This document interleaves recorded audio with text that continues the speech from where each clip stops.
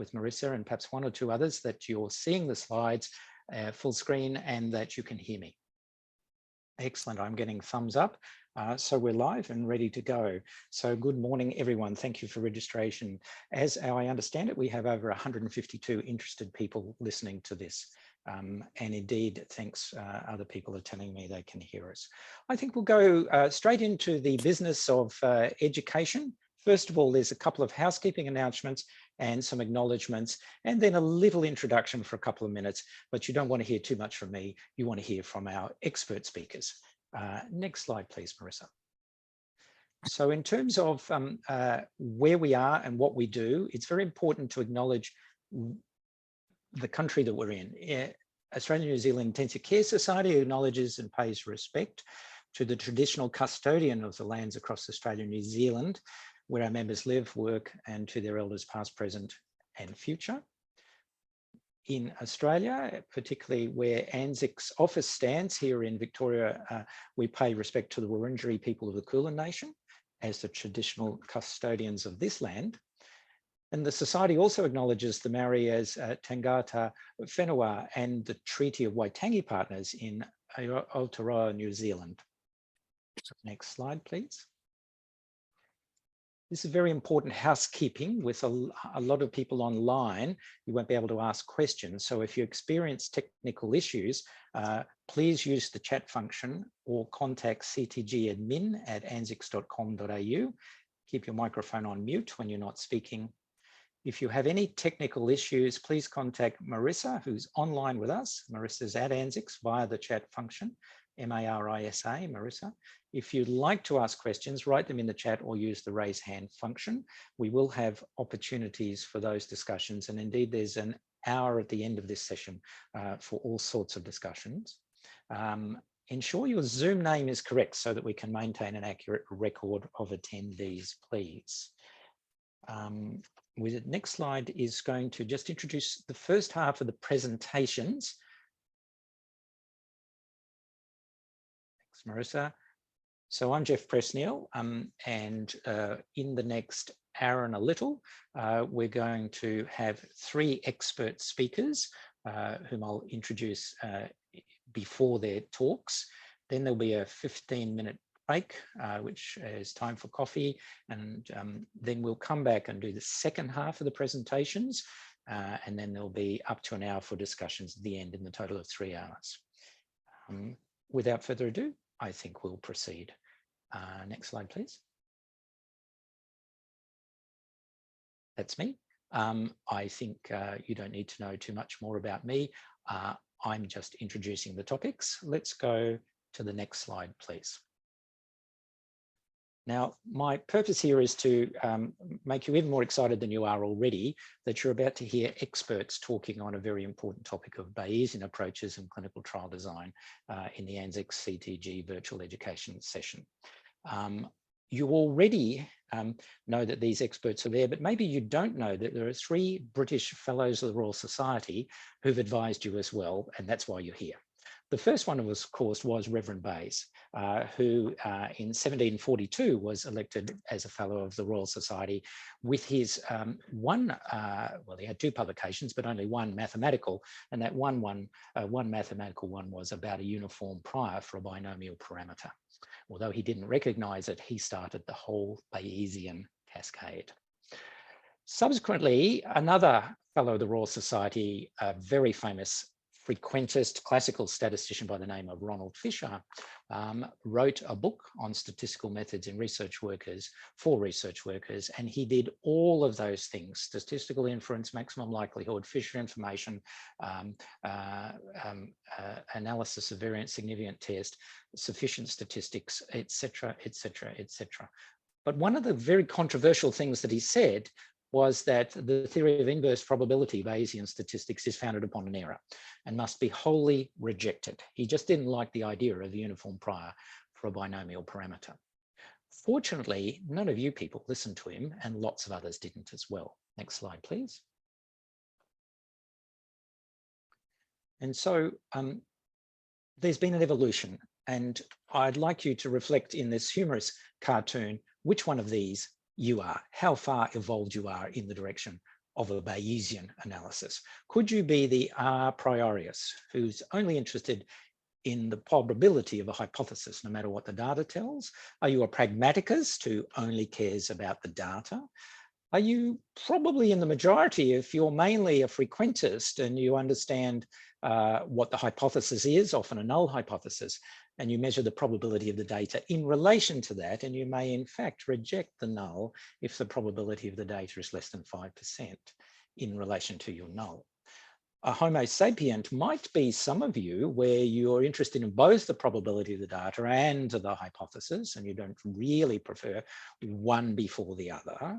Or you could be, as this cartoon indicates, the most evolved species, which is the Homo Bayesianists, who is already at the situation of, given the data, giving a probability statement about the hypothesis. You'll notice that the only person who needs a computer to do this is the Bayesianist, because in fact, that's one of the things that has helped accelerate the importance of Bayesian calculations. They can require a lot of computation. Next slide, please. So we have the frequentist paradigm. On the left, it's a cartoon from Nature, which was talking about the great controversy of p-values and indicating how extremely scrutinized p-values were, but in fact, little debate about most of the other important things about doing analyses of all kinds. You can look on the right-hand side and see that there's been a statistical rethinking probably for many decades now, and the rise of the Bayesianists in relation to their analysis, supported by lots of software. And the best thing I can say to you is something that was 30 years ago said by David Spiegelhalter's group, who is the third fellow of the Royal Society that I'm mentioning. And he made this statement in 1994, published in an important journal, as you can see from the Royal Statistical Society in London. And it's the bottom line that I want you to just remember. The motivation for using this methodology, which allows formal external evidence and rational ways of dealing with it, to be able to show treatment equivalence, to monitor the accumulation of data, and to predict the consequence of continuing a study. All of that motivation is practical rather than ideological. And with that statement, let's move on to Professor Anthony Delaney. Anthony is a fellow of the Australian Colleges of Emergency Medicine and Intensive Care. He's currently professorial fellow at the George Institute of Global Health and Sydney Medical School, University of Sydney, and also at the Australian New Zealand Intensive Care Research Centre. He's a senior staff specialist in intensive care at the Royal North Shore. Thank you, Anthony, for discussing introduction aspects of classical statistics and to set the scene for further Bayesian designs. Thank you, Anthony. You're very welcome. Thanks, Jeff. I'm going to try and share my screen now, and you'll be able to see once I'm allowed to share it.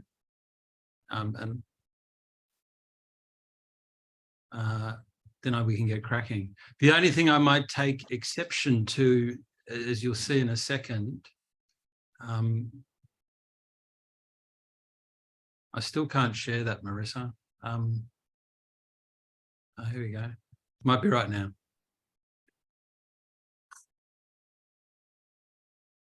So thank you, Anthony. It's good. Yeah, full screen. That's all good. Full screen. Excellent.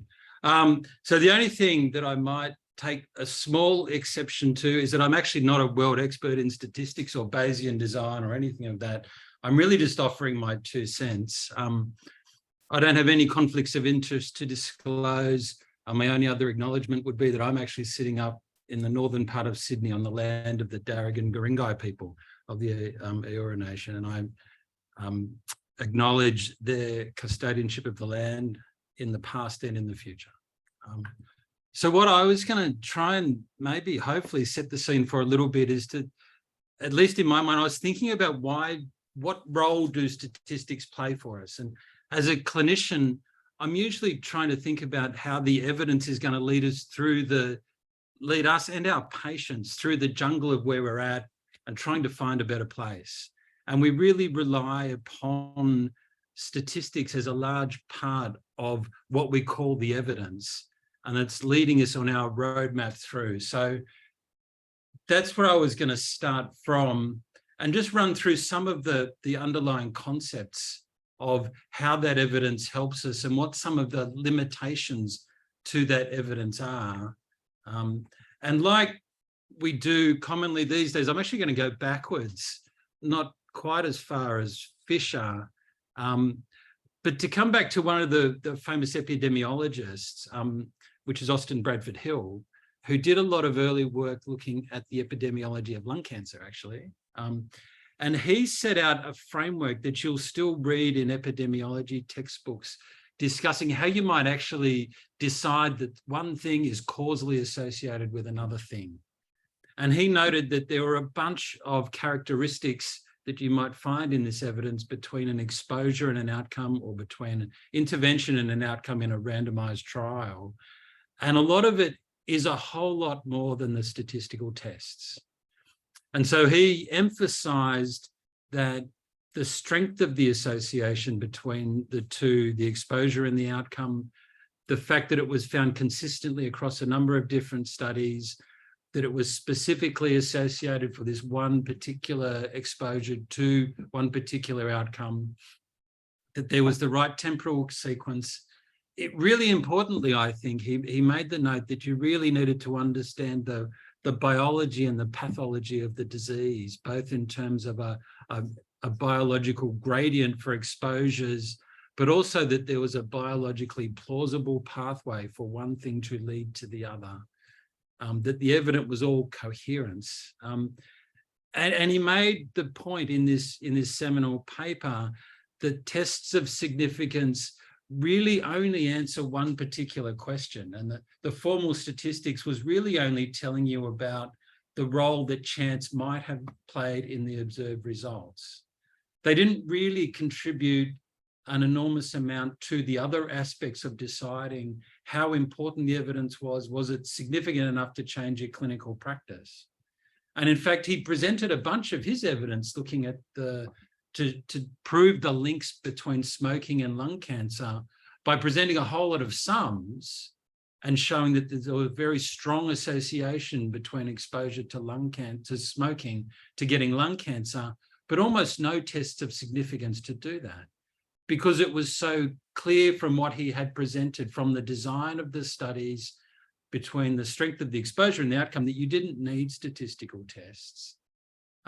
He was also prescient enough to foresee the coming of big data, where fancy statistical tests can be done in a data set that's got millions of observations, and you can find a statistically significant association between two variables that is both too small to be of any practical significance at all.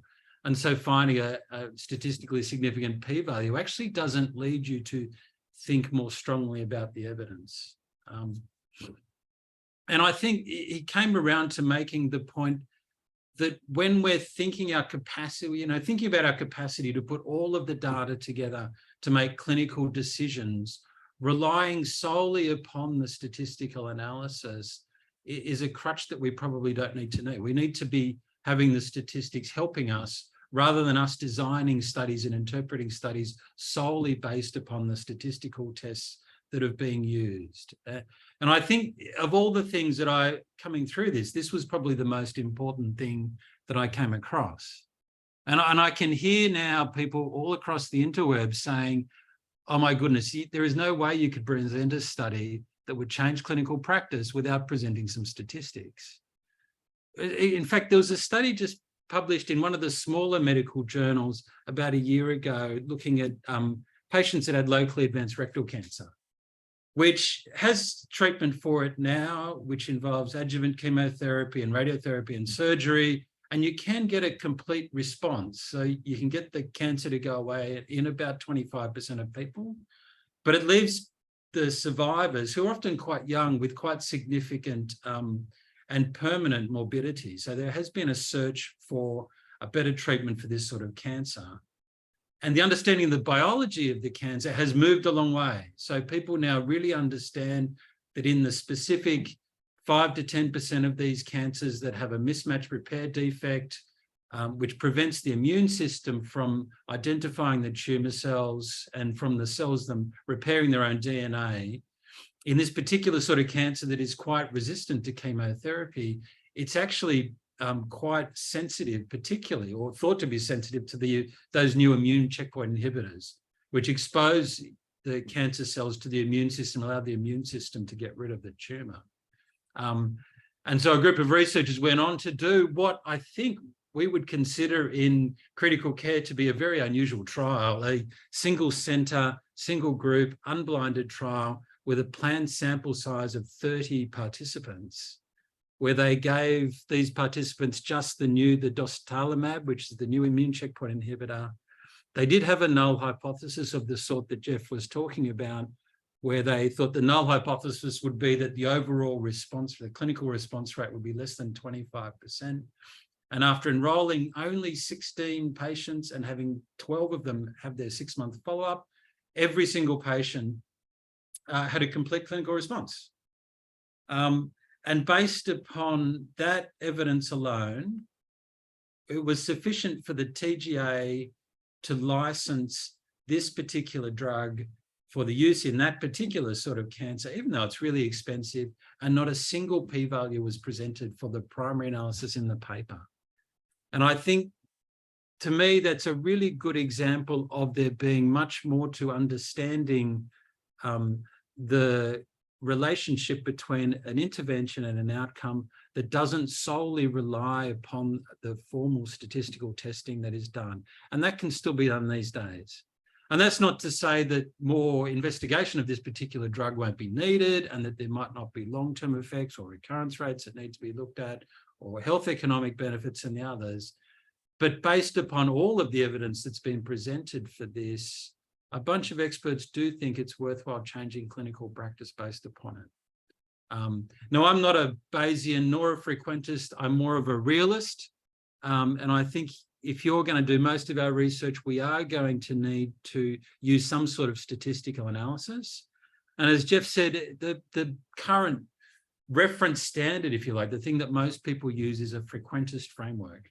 And I tried to find out what a frequentist framework was and find a simple philosophical statement to sort of give an understanding of the overview of what it is. And I found it really hard, actually. But what I came to was that what the frequentist thinking, or the thinking behind it, is that there is a thing. And the thing is what is called in this sort of circumstance a true population parameter. And that might be something like the average height, or in a clinical trial, the population parameter is the relative risk for an outcome for a treatment compared to a control. And the frequentists, at least the framework of thinking, is that if we could test the whole population for that, we would know exactly what that parameter was, and it is knowable, and it is a one thing. The truth is out there somewhere. The problem that we have is that we can't really test the whole population.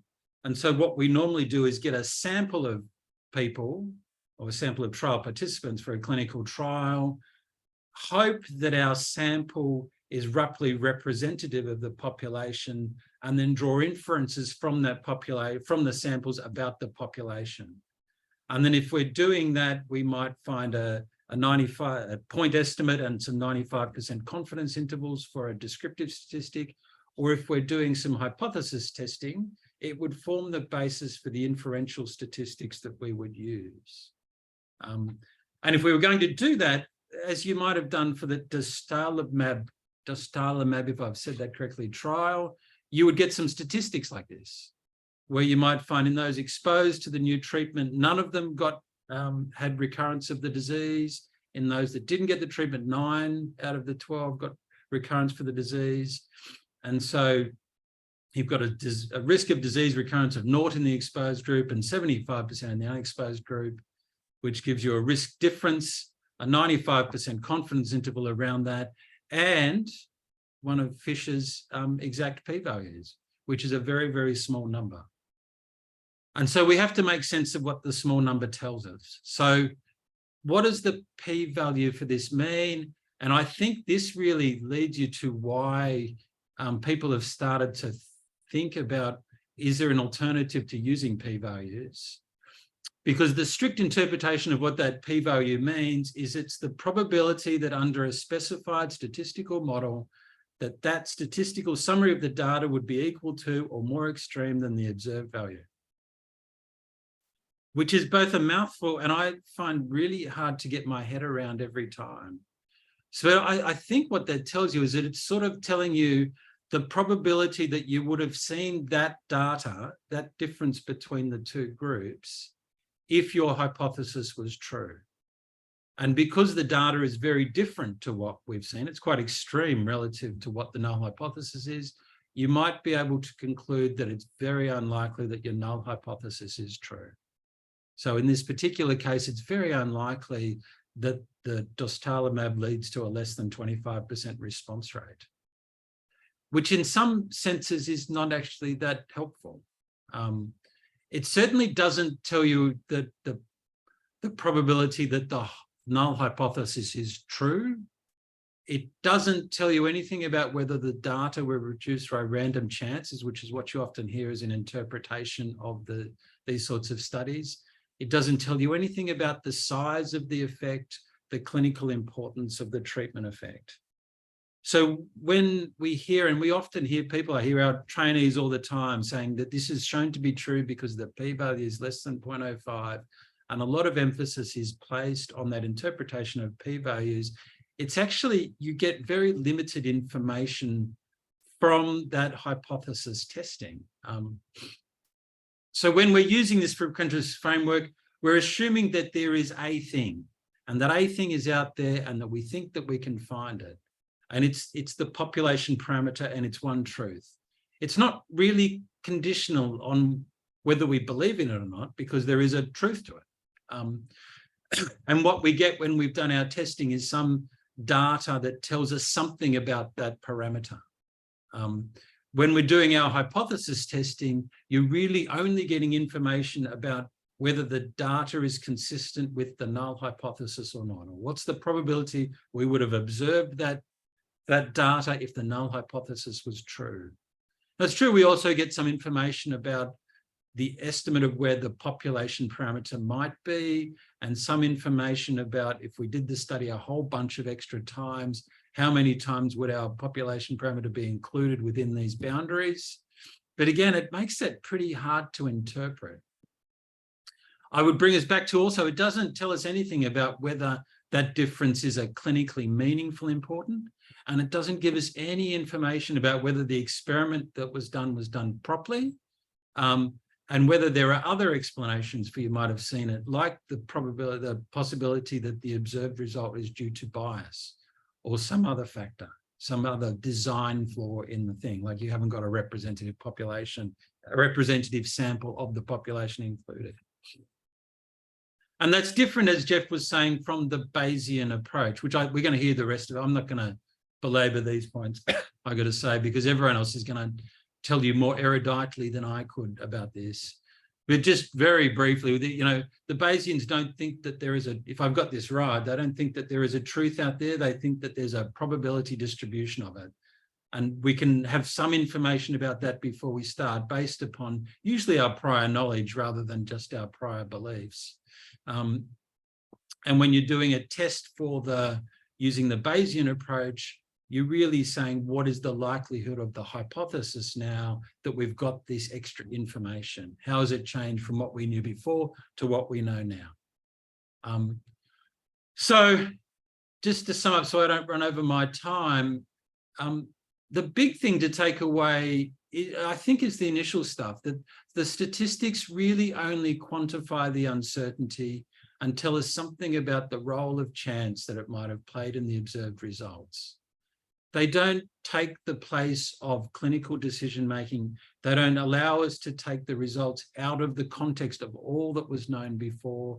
They don't allow us to disregard the other aspects of the design of the study that we came to look at the statistics in. And while the statistical analysis is important in study design and study interpretation, it is only one factor, that we need to not hang all of our hats upon the one thing that's a p-value.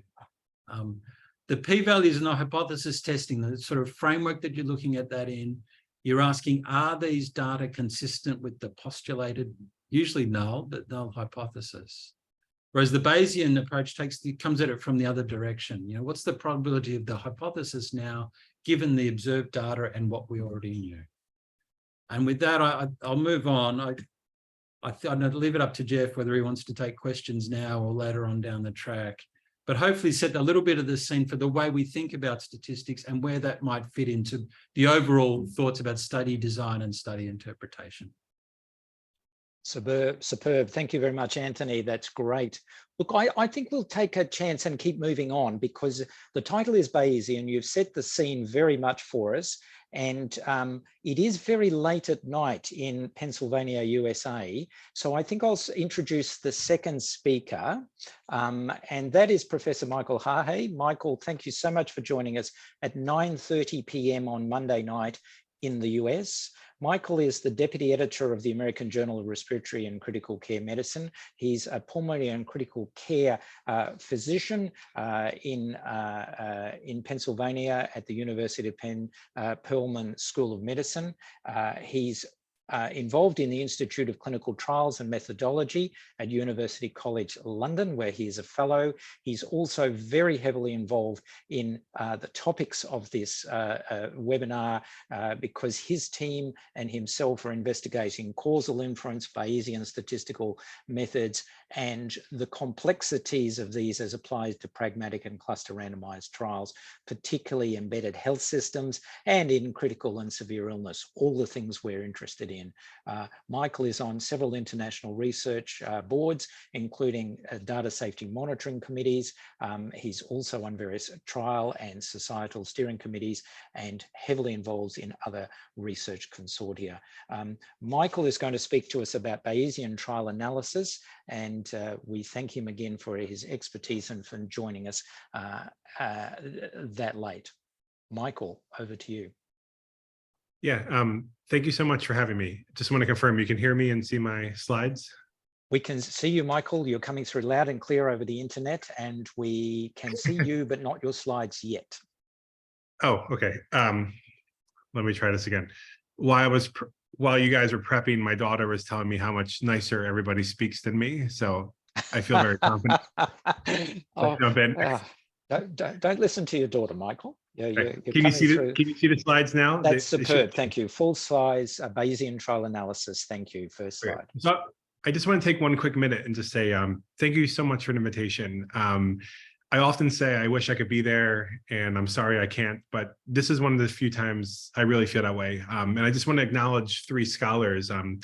Kimberly Haynes has been a friend of mine for a long time and has taught me so much about long-term outcomes research and patient-centered research. And more recently, I had the privilege of working with Adam Dean, and Andrew Forbes has been a statistical scholar who I've just been studying every paper he's published since I was a PhD student. So it's kind of speaking to this group and engaging with you is a real honor, and I really appreciate it. And I'm just grateful for the invitation. So I'll just jump right in a matter of time. So I talked to a lot of people about how to do Bayesian trials. And for those who are kind of new, what I'd like to try to do over the next 20 minutes is make you a little bit more Bayesian. And 2019, I heard Bayesian maybe 5 or 6 times during my PhD, and then I was kind of exposed to it and the pandemic happened, and it just changed the way I thought about what we do as scientists. And I hope that I can try to convince you that I think the way we do trials within the frequentist framework is not really optimal for what we want. And what I'll try to do over the next 20 minutes is introduce you to the perspective that I've kind of moved towards. And I will share my slides. I like to make my slides a little bit as a teaching tool, and I'll share them, and everybody's welcome to have them. So I will jump over some things. I may not say everything, but my goal is that if you have them in isolation, they are there for you to learn. So objectives, I'm not going to do any equations. I believe the best statisticians and methodologists convey conceptual and empirical ideas without equations. So I'm going to try to tell you what Bayesian statistics is. And I think the big challenge of Bayesian statistics is that there's a very obscure and weird vernacular. And this is kind of originates from the fact that this was born out of the halls of Cambridge and the Industrial Revolution in London in the 17th and 18th century. It's a weird vernacular, and I'm going to try to decompact that a little bit for you. And in doing so, I'll contrast the advantages and disadvantages of Bayesian frequentist thinking. I'm a Bayesian convert, but I will acknowledge it has its limitations, but I'd like to talk about and try to convince you that it has some benefits over the way we have to do things. Two high-level comments I just want to keep in mind as we progress is that you're going to see two types of Bayesian trial analyses. More recently, what you're probably going to see, and probably for the next few years, is what I will kind of package as reanalyses of trials that use the p-value.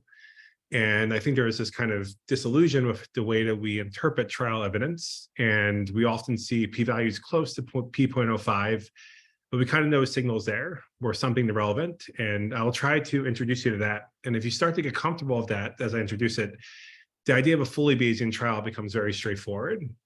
And I also want to leave you with the perspective that there's nothing really different about how data is created from a Bayesian or a frequentist trial. The real kind of perspective is something scientific and philosophical, almost epistemological.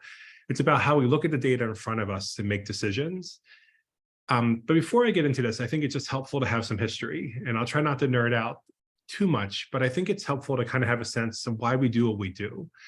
So if you look in the history of science, p-values and this kind of whole frequentist thinking kind of won out during the Industrial Revolution. So everybody on this call, I suspect, at least the minimum has heard of a t-test. So the t-test was a statistical test that was derived at the Guinness factory in London. And the idea was trying to figure out how much you could start to manipulate bitters in the beer recipe to start to change the taste and texture and viscosity of the beer. So there was a lot of this desire to try to understand how much we can manipulate what we do in a factory. And there was testing going on and say, when do we actually get too far out of hand? And that really has permeated how we do medical science as an extension. And really, I think up into really critical care is, I think the big pivot. So if you were around, so I think most of everybody on the call knows the American Thoracic Society. And I think this is the big turning point. In 2018, the OLIA trial was published, and they had a 60-day mortality absolute difference of 10% between those who had ECMO versus those who were in the control group. And you can see the survival curves here, and they're quite dramatic. They separated very early and persistently. And this is also with people transferring over from the control group to the ECMO group for safety. They were too sick, so they crossed over. So even if there was a very pronounced effect, and there was this p-value 0.09, and you see this, traditional outcome in a New England Journal of Medicine that says there's no statistically significant difference.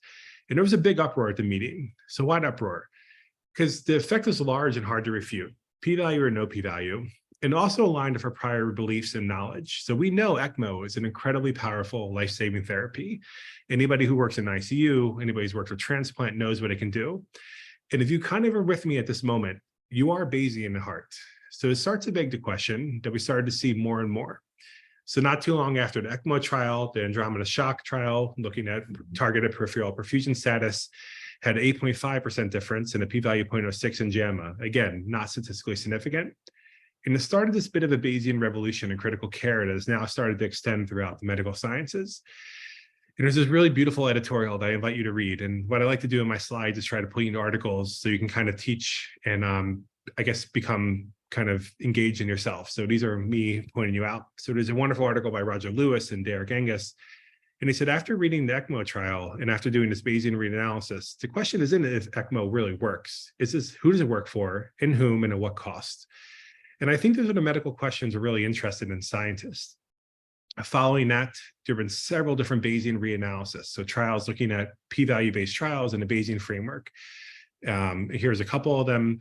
And then the pandemic happened. We had the iSpy launch, we had REMAP-CAP, and REMAP-CAP really just generated evidence base that I think has driven us really through the other side of the epidemic. And you can just see here about 20 trials that we tested in very different domains, and they're all in the Bayesian framework. So like it or not, engage in it, not really buying the philosophy. Bayesian's here, and it's here probably to stay. And I think over the next 5 or 10 years, this is how you're going to process evidence. So my goal over the next 15 minutes is to try to introduce you to why you should at least give it a chance. And then I'll try to walk you through Bayesian basics. And then I'll do a very crude or high level walkthrough about how to reinterpret frequentist trials in a Bayesian framework. And once you kind of start to get a sense of priors and what the posterior distribution is, and I'll introduce all these terms, a full Bayesian trial is pretty straightforward. And if time allows and I don't talk too slowly or too much, I'll try to give you some closing thoughts, but I'll be around for questions and I invite them. So motivation. So if an RCT is well done, a randomized experiment is kind of the ideal scientific endeavor. And we had this terminology in causal inference where we talk about causal identification. So the idea is that if we do a good randomized experiment, we can say X causes Y. So what do I mean by that? So let's assume we have a trial. We have these 14 individuals that are on ventilators. There's some expected mortality, some expected length of stay, some expected duration of mechanical ventilation among these individuals. Maybe it's a 20% mortality, days in the hospital is 8 days. If we randomly allocate them into 2 different groups, that expected X, Y, and Z outcomes are the same, but now we're going to change something in one group and not the other group. And then we can start to make this kind of causal interpretation. And that gives us a very concrete interpretation, if done well, about what the effect of an intervention is. That's great, but trials are expensive. They're hard to do. They take a very long time to do. As many of you know, especially ANZIX has been kind of an incredible innovator, but these are really complex logistical endeavors. That said, we don't have a great history. So if you look at the ARDS and database, the evidence base for ARDS, there's really only 2 interventions, prone positioning and low tidal volumes, that have really kind of emerged over the last 30 or 40 years that are robust across multiple trials. And also for sepsis, we really don't have a concrete therapy. So even if you're not really kind of a Bayesian, I think at this moment, you kind of ask yourself, what is the real goal of a trial? So there's a beautiful paper by David Sackett that I like to teach from, and I teach from it as much as I can. And he starts off this paper of kind of a discussion. And the discussion is, when a clinician bumps into a new therapy, they want to ask themselves at least 2 questions in this sequential order. First, is the therapy I'm looking at better or superior to what I'm looking at now? And that's how we design most of our trials, this kind of superiority question. And secondly, if it's not superior, is it at least as good? And that what I will contextualize as non-inferior, or is it better for some other reason? And ideally, when we run a randomized trial, we want to answer all these questions. But the way we design trials in the frequentist framework doesn't really answer all these questions simultaneously. And a lot of that's because of how we think about designing and answering questions in the frequentist framework. I'm sorry, it's later than I've been awake since the last 10 years of my wedding. So if some words don't come out perfectly, I apologize. So the way we design trials kind of falls on this framework of what's called null hypothesis significance testing. And the idea is that we create a null hypothesis and we'll say, okay, fine. I want to test therapeutic hypothermia. We're going to say it has no effect on out of hospital cardiac arrest. Alternatively, I'm going to say, I believe the hypothermia has some effect if it has a 15% or higher absolute mortality decline or reduces days out of the ICU free for 2 days. If you think about this a little bit more deeply, it's kind of a nonsensical framework. And there's a colleague of mine, Fernando Sampiari, who writes in this beautiful editorial is in the Blue Journal. He says, from a philosophical perspective, really no interventions could be entirely equal. And what we want to do with trials is to design them to find a difference that is deemed to be clinically relevant. This is not what p-values tell us. P-values tell us how compatible the real results we're seeing are based with the results that we have hypothesized in a given sample size. So the test that we're doing with a p-value makes no distinction between the treatment being better or worse than a competitor. It's just simply comparing our results that we're observing to a null hypothesis. And then if you think about this, not really what we want. And if you dig in a little bit more, the consequence is that we're not really asking trials to answer the questions we want to know. And we're making trials answer kind of in a weird perspective, whether or not there's an effect of not of a certain degree.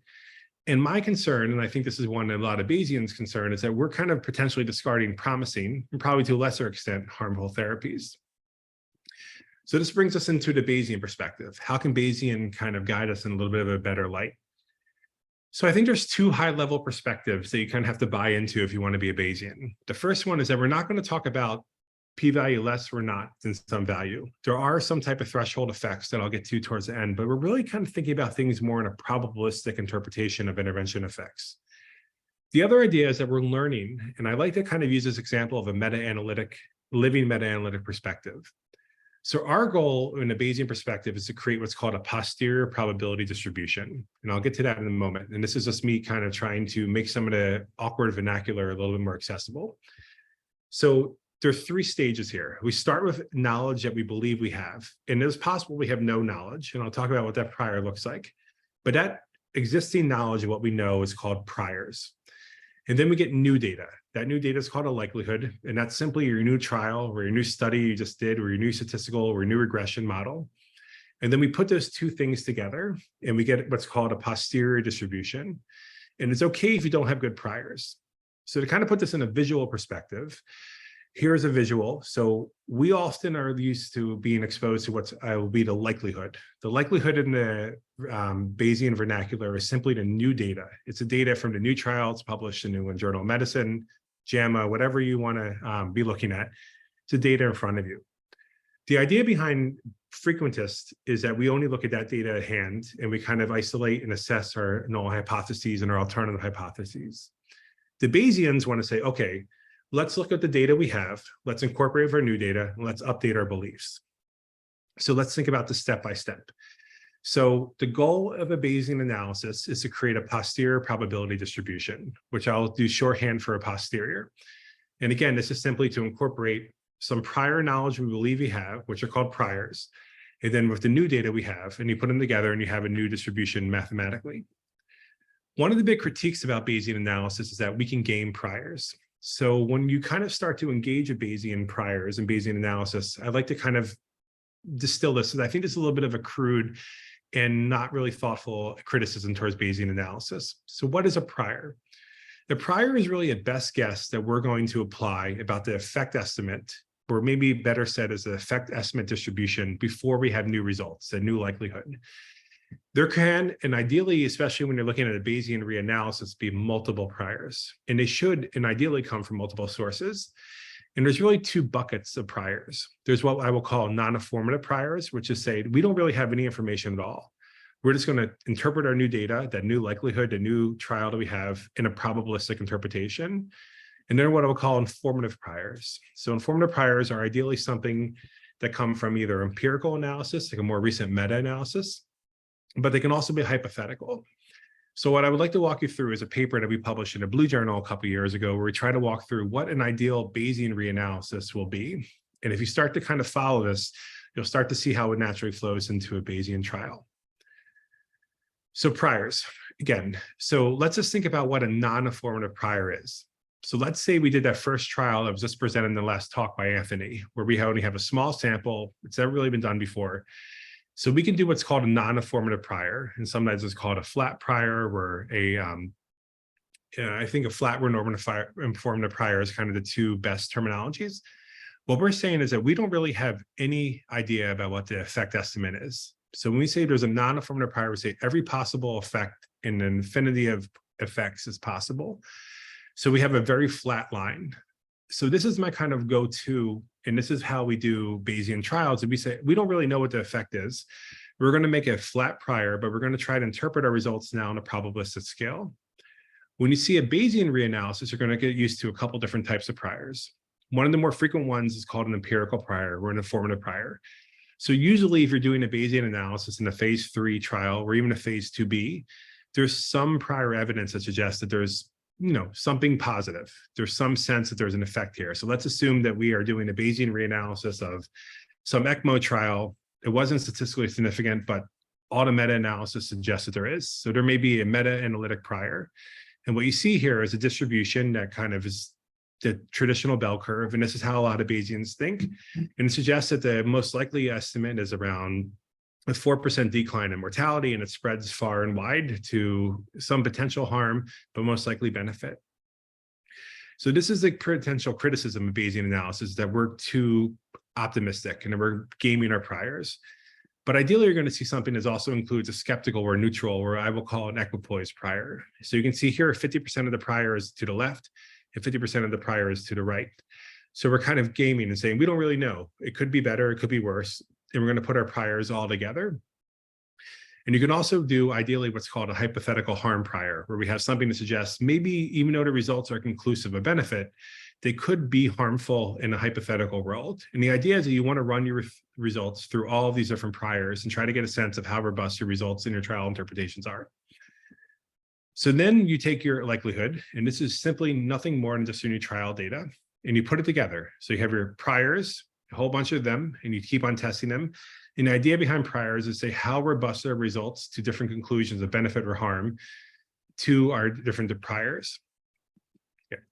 So having that in hand, I'm going to jump over a couple things just because of time, but we wrote a paper a couple of years ago, which if you're interested in this, I really just want to mark it. We spent a lot of time trying to make a paper that was really accessible to clinicians. And the goal here was to try to outline how do you interpret Bayesian reanalysis, which I think you're going to see more and more, as I mentioned in the beginning, and to give you an example of it, and also walk you through what a prior distribution looks like. This is a traditional outcome from a JAMA or a New England Journal of Medicine. We see one line where we have a p-value, an effect estimate, and we chose this reanalysis of its PEEP different recruitment strategy as an example.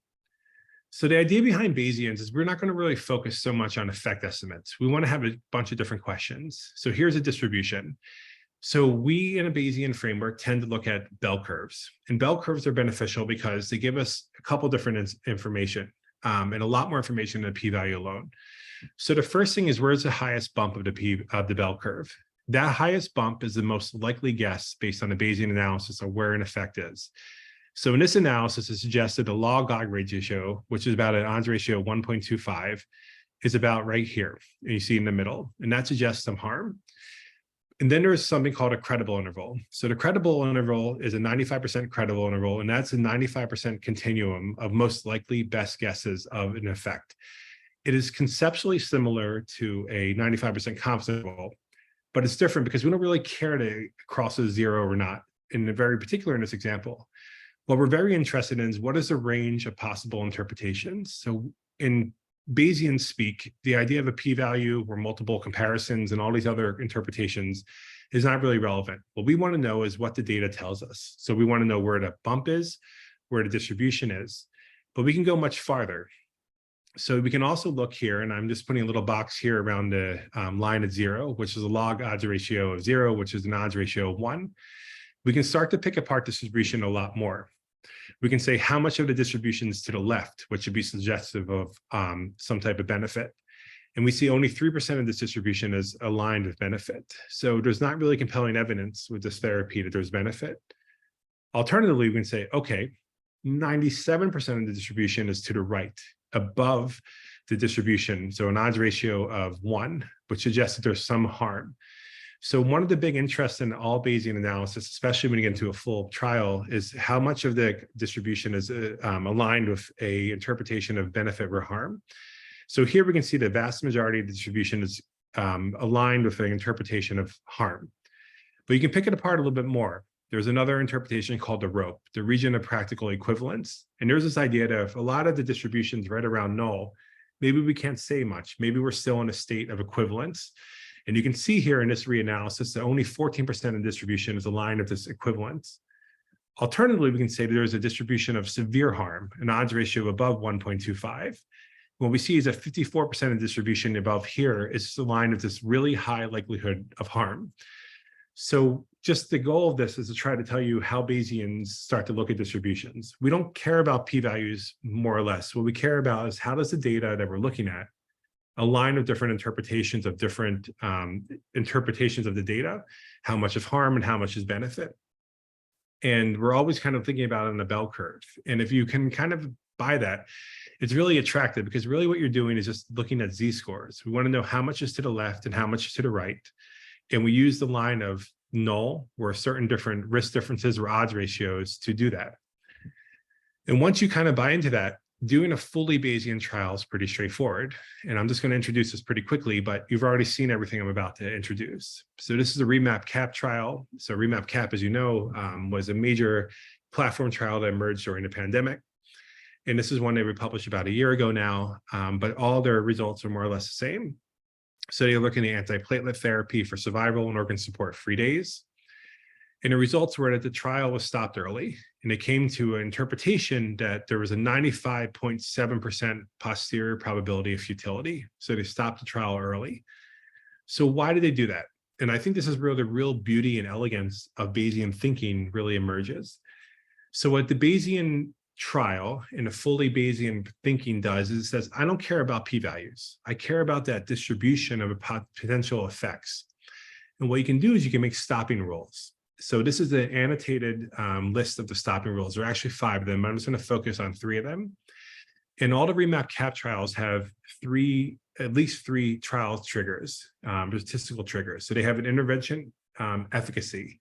And that is if 99% of that distribution that I just showed you on the previous slide is aligned with an interpretation of some benefit. So in this trial, the outcome is alive and organ support failure-free days. So you want more organ failure-free days. So if the odds ratio is greater, you have more free days. So if 99% of that distribution of potential effects is aligned with efficacy, they're going to stop the trial. Now there's futility and say, okay, 95% of that distribution is actually less than an odds ratio of 1.2, suggesting that if we keep on doing more individuals and randomized, we're not going to see a big separation in distribution, and the distribution of potential effects on the bell curve is going to be more or less the same. We should stop the trial for futility. And then there's a stopping for equivalence. And that means that the distributions more or less remain the same. So I showed you a skeptical or an equipoise for prior a couple of slides ago. And this is the same idea. So what you do in a Bayesian trial is you keep on accruing results and you keep on looking at a difference between the two groups. And that starts to create a statistical distribution that can be mapped on a bell curve. And what's beautiful about this is you just keep on doing the trial until you learn what you need to learn, and then you stop it. So it's ethically desirable. It gives you as much information as you possibly can get, and it allows you to find every interpretation of the trial that you want to get. So what I'll just do here in the last minute is just show you the visualizations of the stopping rules for the remap cap, and then I'll stop the stock. So what you have shown here is that 99% of the distribution is aligned with interpretation that there's a higher odds ratio. So again, we want a higher odds ratio of organ failure-free days. So we can see that as we do this analysis, most of the distribution is aligned with efficacy. So there's more organ failure-free days in the intervention group than control. So once we hit this distribution and it becomes stable enough that the extra individual or an extra 4 or 5 individuals randomized, it doesn't start to shift anymore, we can stop the trial. So it becomes more efficient and becomes ethically sound, because we're not going to enroll people in a trial that doesn't need more information. Alternatively, here's the futility stopping rule. So the futility stopping rule is say, okay, there is a distribution that's more or less not separating. There's some separation, but it's not that much. And if we keep on enrolling another 5, 20, 50, or 60 people, we're not going to see more of a separation, and our distribution's more or less set. So then we stop the trial for futility. And then alternatively is the equivalent, to say that we remain in a state of equipoise. We cannot say anything about these two interventions. It may not even just be futile, maybe more or less the same. And this is when the distribution of treatment effects start to not separate at all. So the wonderful thing is here is that we've tried to remove away all the barriers we have from learning from a trial. We're not focused on one hypothesis. We're not focused on one stopping rule. We're just following what the data tell us. And we're looking for a distribution of effects that are aligned with different interpretations, and we're making decision nodes based on them. So real quickly, just to say a few things, and then I'll stop because I know I'm about 2 minutes over, is that trials are really hard to do. They take years. And my belief is that secondary analysis and Bayesian analysis and multiple looks is not really that bad. I really believe we need to get the most out of trials. I believe nothing else ethically, we owe that to the people we enroll. We live in a p-value centric world, and I think that's a little wasteful to kind of the knowledge base that we kind of know and believe. I think it's wasteful because we make binary decisions, but I do want to acknowledge that I just showed you a slide that has a bunch of stopping rules. So the use of a threshold, which is a p-value higher or less than 0.05, is not really unique. But I think that the way Bayesians tend to think about stopping and the ability to stop in multiple directions makes more sense, because I think it's a little bit more aligned with how we think about a scientist. And I think about that because I think trials produce evidence, and that is consumed by you as clinicians, and then trial groups like ANZIX and ATS and so on. And that starts to become evidence in practice. And what I like about Bayesian thinking very particularly, and what really kind of changed me 4 years ago, is that I think that Bayesian analysis really addresses a primary question that patients and clinicians and caregivers want to know. They want to know, what's the probability there's some benefit or some harm? And that is really what we use when we start to make decision making. When I think about putting my child on, so my daughter had a spider bite, we had to make a decision about different antibiotics the other day. That is what we do. We try to weigh the benefits and harms, and that's kind of the calculation we do. And I think Bayesian thinking is really tuned the way we think. And it's really tuned the way we think as individually, but also as societies. When it comes to making a decision at the bedside, we need to incorporate the probability of benefit and harm, but also other risks and costs and prognosis and different preferences. And then we start to roll these up over time into societal guidelines. So ATS and ERS, ERJ, make guidelines all the time about how we should do ECMO, how we should do this and how we should do that in the ICU. And I think when you're relying on p-values to do that, it just seems a little nonsensical. But if you start to think about what are the probability of benefits and harms, and you start to put that all together, I believe that Bayesian thinking really gives us what we want at the end of the day. And if that, I'll freeze, and I'm sorry I went a few minutes over, but I hope I made you a little bit more Bayesian. That's absolutely superb. Thank you so much, Michael. That's well, it's probably the best description for interested trialists that I've ever heard of why we're here. What is it, as Anthony has said, that we started with? And I think you've made a superb pitch for why we're changing, why we're interested in changing, and what we get when we change that. And it's so much more attractive to look at a distribution of potential effects than a binary rejection of a null hypothesis. Michael, I'm looking at chats and QAs, and I'm not seeing anything. And I think that's because you've answered all the questions. I'm also aware that is it 10 p.m. now in where you are? So I came prepared. I'm ready for coffee. Well done. I'm actually thinking that we'll go straight on to the next talk because there's a 15-minute break afterwards. And what we'll then do is have that to enhance what you've just said, and then we'll let people think during their break, because I think there will be lots of questions coming. So thank you, Michael. Please stay with us if you would like to, but we fully understand if you're not there when we come back to you in 4 or 6 or 8 hours time, which won't be the case, of course. Thank you again. Our next speaker is known to many of us. It's Professor Ari Superneto. Ari is a friend and a colleague to just about everyone in critical care research in the world. As you'll see, he started in Brazil, where he went to medical school, and that was the first good thing that happened. The second good thing that happened was he became interested in critical care. Many other good things followed from that. The first is training in research and a first PhD in Brazil, followed by travel to Amsterdam as a postdoctoral fellow with a second PhD in intensive care and anesthesiology. And then the third good thing that happened was that he did postdoctoral research in the Department of Biostatistics at Mass General and at Harvard Medical School. In 2019, Ari returned to Brazil, but then another amazingly good thing happened, that somehow we managed to attract him to Australia and New Zealand at the ANZACS Research Centre, where we have him caged and locked up so he can never leave. Ari is an investigator and epidemiologist in several international multi-centre clinical trials on all sorts of things relevant to critical care.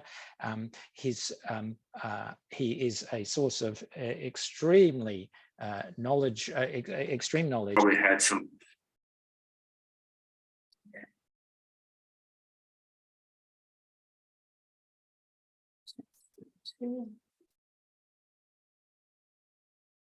So thanks, everyone. That's looking promising.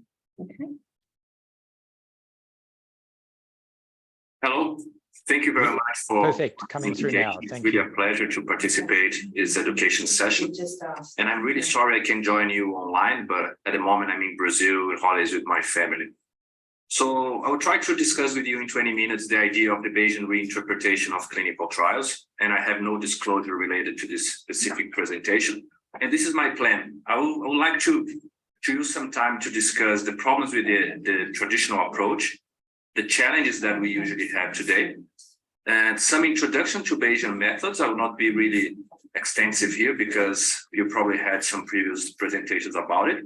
And then 2 examples about reinterpretations using the Bayesian framework. So how is the traditional approach that we use to clinical trials nowadays? So first, we know that especially in the last 5 years, the traditional frequentist approach is under scrutiny. And this is mainly because there is a huge confusion regarding the meaning and the interpretation of the p-values. So clinicians are not really good in interpreting the values, the p-values, and how to understand the information from p-values. And we know that, and it's really important to emphasize that p-values provide no information regarding, first, the size of the measured effect or the treatment effect, and the clinical significance of the measured treatment effect. So this is really important. We cannot get this information from p-values. So how we understand and how we interpret the p-value. So we must understand that the p-value is closely linked with the way that we calculate the sample size of our studies. So usually we need when we consider a binary outcome, we need the event rate in the population. It's the existing evidence. We need the size of the treatment effect that the trial will be able to detect. We need the probability of rejecting the true null hypothesis, that is the alpha level. And we need the beta level, that is the probability of failing to reject a false null hypothesis. With this information, we calculate the sample size. And after the study, we analyze the data and we get a p-value. And this p-value is just the evidence of how incompatible the results are with the assumption that the treatment has no effect. So this is pretty like the definition of p-values when we talk about the frequentist approach. And we must understand that the confidence interval is really important because it's with the confidence interval that we understand the range of effective size compatible with the observed data. So this is why we should never approach or interpret the p-value alone. We should always take into account the confidence interval. However, based on this approach and using the p-values and the confidence intervals, we still cannot get the likelihood of a clinically meaningful treatment effect. So this is one of the main limitations. And what are the challenges with the interpretation of frequentist trials? So I really like this paper, the paper about the absence of evidence is not evidence of absence. And we very often listen that a p-value greater than 0.05, there is the traditional threshold that we use in medical research. So we basically, when you have studies that fail to reach this arbitrary p-value, we call these studies negative. We say, oh, this is a negative study. And we understand these studies as providing no evidence regarding the true effect of the treatment, or even worse, we interpret these trials as suggesting that it provides evidence for inefficacy of the intervention. So that there is an evidence of absence, and this is not correct. This is completely incorrect. So the best way of addressing these trials, when you have a p-value greater than 0.05, the correct is to call these trials an indeterminate trial. Or a neutral trial is also okay, but I really like the nomination of indeterminate trials, because this is simply the absence of evidence. And especially in ICU and in critical care, the p-value is just a matter of problem with like insufficient sample size or lack of power.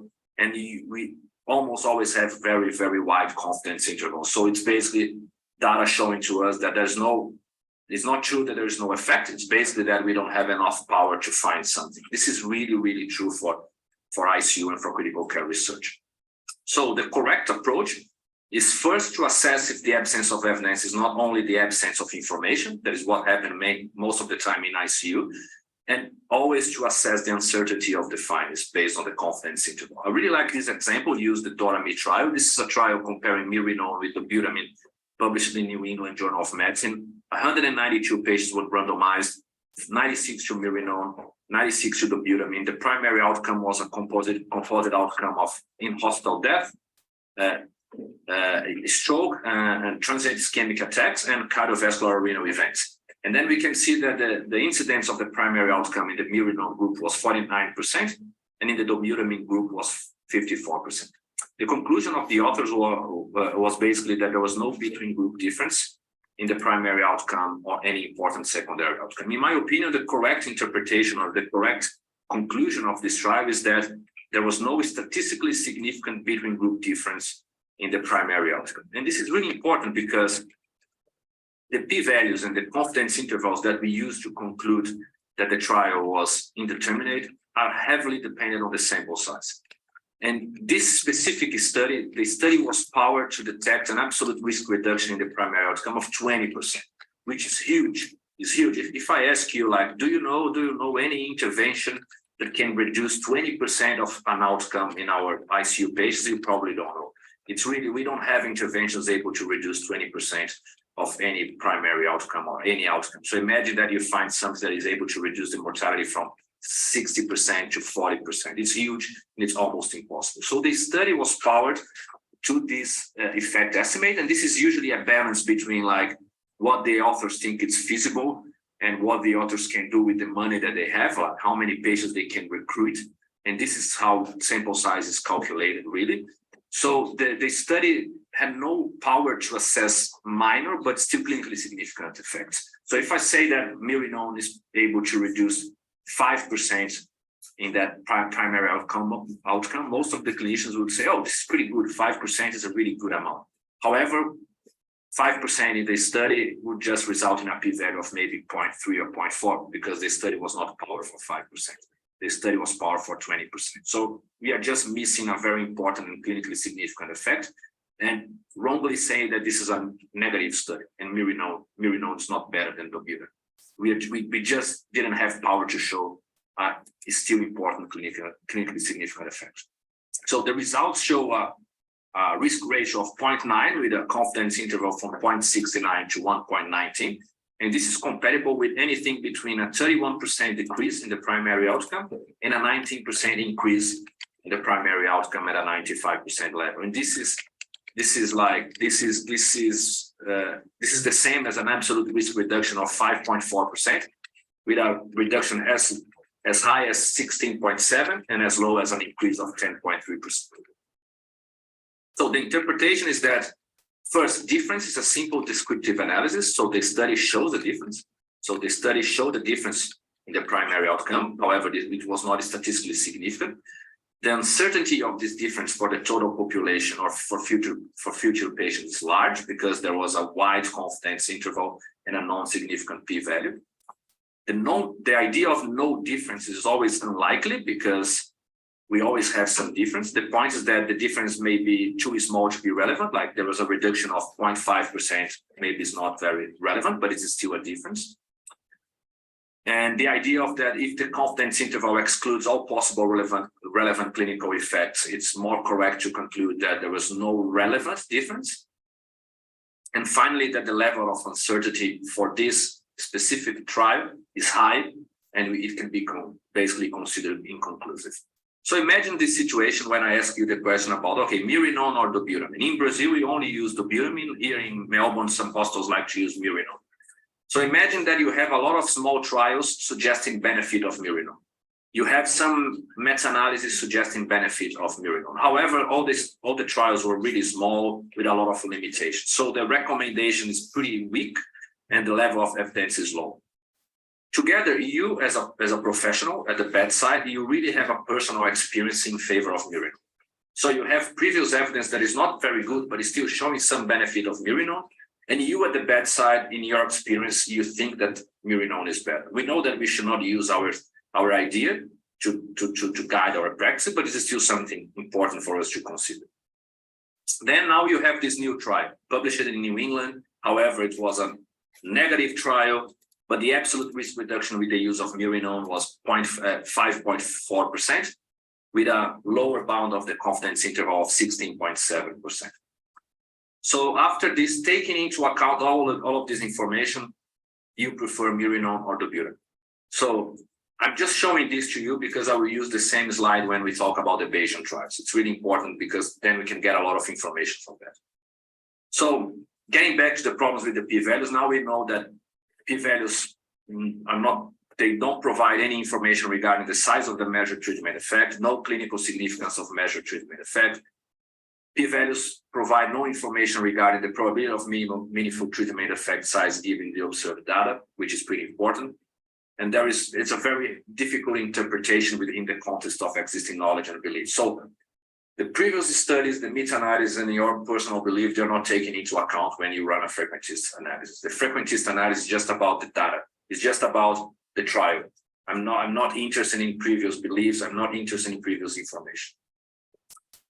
So why Bayesian methods are really interesting in this setting? So simply because with the Bayesian methods, we can combine observed data and prior knowledge of beliefs with the actual data. So I can get the information from the previous studies, the trials, the previous meta-analysis, and even from my personal beliefs, and I can combine it with the actual data. We deal with distributions. I will not go into detail with that, but we deal with distributions in the Bayesian analysis. So basically we have the prior probability distribution that a potential effect size from prior knowledge or beliefs. We have the likelihood, there is the trial result, the data that we have now. And then we have the posterior probability that is basically the combination of my prior beliefs and the likelihood, the actual data. So getting back to the discussion about the Murinon.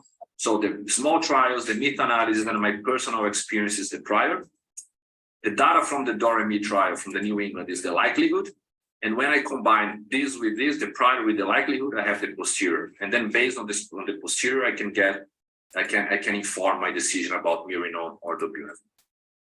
We usually present the Bayesian data graphically using density plots. And we can also present it numerically, like showing the mean, the median, and the credible intervals from the posterior distributions. And also this is something that I think is really nice for clinicians. We can calculate the probability of a specific treatment effect. And I will show it to you in the next slides. And we can always play a bit with the prior distribution in a way that we can understand and we can get we can interpret the effect size based on a different range of prior distributions. Like if your prior belief is kept, if your prior belief is pessimistic, if your prior belief is optimistic, you can play with that and see how the posterior behaves. So this is a graphically presentation of the Bayesian result. So we have the prior here, we have the likelihood, and then when we combine the prior with the likelihood, we have the posterior. So priors are really important. Usually they can get a range of possible pre-study treatment effects. I will not go into detail because of the time here, but I will share with you this presentation. I'm happy to discuss this later, but all priors have a mean. There is basically the average of the expected treatment effect. They have a standard deviation. There is basically the spread of the distribution, and they are usually described as an effect ratio. And to create this prior, we can use the previous data. We can use mathematically derived priors based on expert opinions. And this is a table showing just some examples on how to calculate the priors. It's really important to have a standard process to create the priors, because especially when we do reanalysis, that I will show you in this presentation, when we do a reanalysis, the prior selection is always a posteriori because we already know the data. We have the data, so we are calculating the priors, but we already know the likelihood. So you should always determine the number of the priors that you want, the beliefs that you have, and the strength of your belief, and then you can have the mean and the standard deviation of your prior. And there is a minimal set of standardized priors that is really beneficial. So because this minimizes the risk of bias. And I really like to use the skeptical priors because the skeptical prior is basically the idea that I don't know. So I don't know if this is good or bad. So it's pretty equivalent to the idea of the equipoise. So I have equipoise. I don't know if it's Murinon or dobutamine, so I can use a skeptical prior. So how to conduct and report a Bayesian reanalysis? So it's suggested to use at least one skeptical, one pessimistic, and one optimistic prior. We should always justify the selection and the construction of each prior. So we need a plan. Before performing the reanalysis, we need a plan. So everything is pre-planned, and we need to justify the priors and how we build the priors. We need to consider previous trials and other valid external evidence if we have. And we need to provide a plot of the distribution of the prior, the mean and the credible intervals of the results, the range of practical equivalence that we call ROPE. ROPE is basically the range where we determine that there's no like difference, that the interventions are equivalent, the probability of severe harm or outstanding benefit, and the summary of the impact of different prior selections on the posterior. So let's get to the first example of the repeat. So repeat was an individual patient data meta-analysis that we performed years ago. So basically, the question was about the effect of high PEEP with recruitment maneuvers against low PEEP without recruitment maneuvers on the incidence of post-operative pulmonary complications in patients undergoing general surgery under general anesthesia already receiving low tidal volume. So it's basically a one-stage IPDM, including the three largest trials in the field, the PRO-VELO trial, the PRO-BEAS, and the IPROVE. So the PICO is other patients undergoing GA for surgery. The intervention is high PEEP with recruitment maneuvers. The comparison is low PEEP without recruitment maneuvers, and the outcome is PPCs within 7 days. So this is the original IPDM published in the British Journal of Anesthesia. We can see that for primary outcome of PPCs, the trial or the IPDM was indeterminate, but we can see that the incidence of PPC was lower in the high PEEP group. However, the p-value was 0.06, so pretty borderline. There was no difference in any of the subgroup studies. There was just interaction between the type of surgery where the use of higher PEEP was beneficial in patients undergoing laparoscopic surgery. So based on a p-value of 0.06, is this IPDM positive or indeterminate? So should we use high or lower PEEP? So we decided to perform a Bayesian reanalysis of this meta-analysis. This was published in this journal. So this is the plan of the Bayesian reanalysis. We created the priors following recommendations, and we created 3 priors. The first one is the skeptical prior. This is the black prior here. So basically equipoise. I don't know if high PEEP is better or not. Then we created an optimistic prior with a moderate belief that high PEEP is beneficial because previous studies suggested some benefit. And then we had a pessimistic prior that maybe high PEEP is not good. So we had 3 priors to combine with the likelihood. We determined that the region of practical equivalence was an odds ratio between 0.9 and 1.1, and that severe harm was an odds ratio greater than 1.25. So these are the results. So when we used a neutral prior, so the skeptical prior, the odds ratio of high PEEP against low PEEP was 0.05, with an absolute risk reduction in PPCs of 3%, with a probability of having an odds ratio between the hope of 25%. And this is what I really like about the Bayesian interpretation, that there was a probability of benefit that is basically an odds ratio below 1 of 96%. So I think it's easier for the clinicians to understand that. If I say to you that in this study, the use of high PEEP, if you use high PEEP in this population compared to low PEEP, you have a 96% probability that you have some benefit, odds ratio below 1. So this is much easier than simply a p-value of 0.06. So there is a considerable probability of benefit of 96%. And the result was pretty consistent and stable across the other priors. So even with the optimistic prior and with the pessimistic prior, the probability of benefit was always around 94, 96%. So the result was pretty stable. Even considered like a pessimistic belief, there was still a considerably chance of a high probability of benefit with the use of high PEEP. So when the result is consistent through the priors, this is a good result. And this is basically a pretty strong result in this case in favor of the high PEEP. So it's much easier to answer the question now if you would use high PEEP or not, based on the probabilities than based on the p-value. So this is an example of how to reanalyze an individual patient data meta-analysis using a Bayesian framework. And I'm more than happy to share the papers and the protocol with you. The final analysis is still on the way, so it's still under review, but we have the protocol and the original study already published. And then another way of reanalyzing is simply a quick analysis. We recently published the pilot trial of the SODA-BIG trial. So the aim was to assess if the use of sodium bicarbonate versus placebo increased the number of hours alive and free of vasopressors in patients with metabolic acidosis and shock. So it was a pilot international multi-center double-blinded clinical trial. We included adult patients with metabolic acidosis and shock. The intervention was sodium bicarbonate. The comparison was placebo, and the outcome was hours alive and free of vasopressors. The study was indeterminate, so the p-value was 0.13. But we can see a numerical increase in the number of hours free of vasopressors with the use of bicarbonate.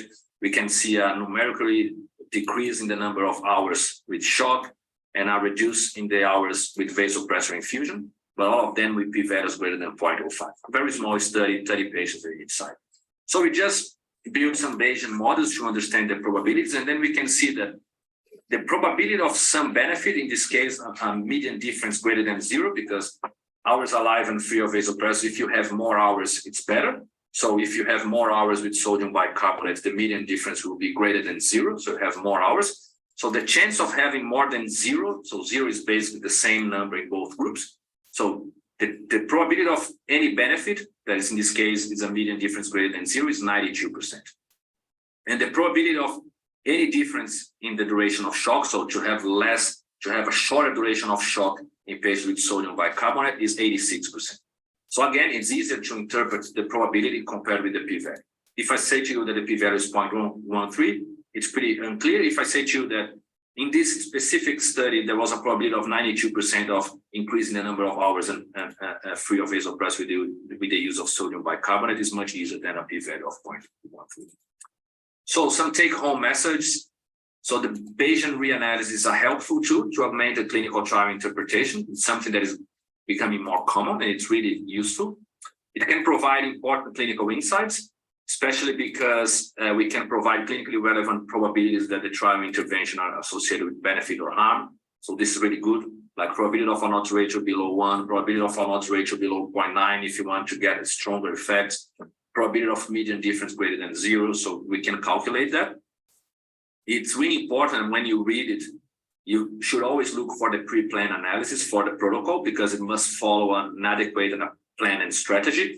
And all the priors and all the approach should be described in advance, as in a clinical trial. Otherwise, we can always manipulate the data and the results and get the results that we want. So this is why it's really important to provide the protocol and all the definitions before you perform the reanalysis.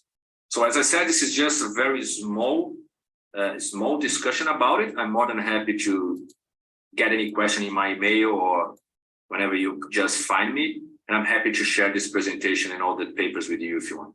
Again, thank you. Associate Professor Kimberly Haynes and Dr. Emily C. will be helping in fact, indeed running the questions and answer session, which will be a little bit late this afternoon, but we'll get straight to that as soon as the next two talks are finished. And so please have your questions in the chat or the Q&A, and we'll try and work through those as much as we can after the talks. Professor Steve Webb is the next speaker. He needs no introduction, but I'd like to introduce him anyway. He's the founding director of the Australian Clinical Trials Alliance. He's on the Council of the Australian Academy of Health and Medical Sciences. He's of course a former chair and ongoing great friend of the ANZICS Clinical Trial Group. He's a member of the NHMRC Health Translation Advisory Committee. He's an intensivist from Perth, and he's a trialist that has really pushed forward our critical care envelope. So it's a pleasure and honor again to have Professor Steve Webb address us on the topic of Bayesian statistics, a guide for clinical investigators. Over to you, Steve. Thanks very much, Jeff. I think ANZICS just need to take that slide down so that I can share my slides. And I think we're working on that. There it is, it's gone.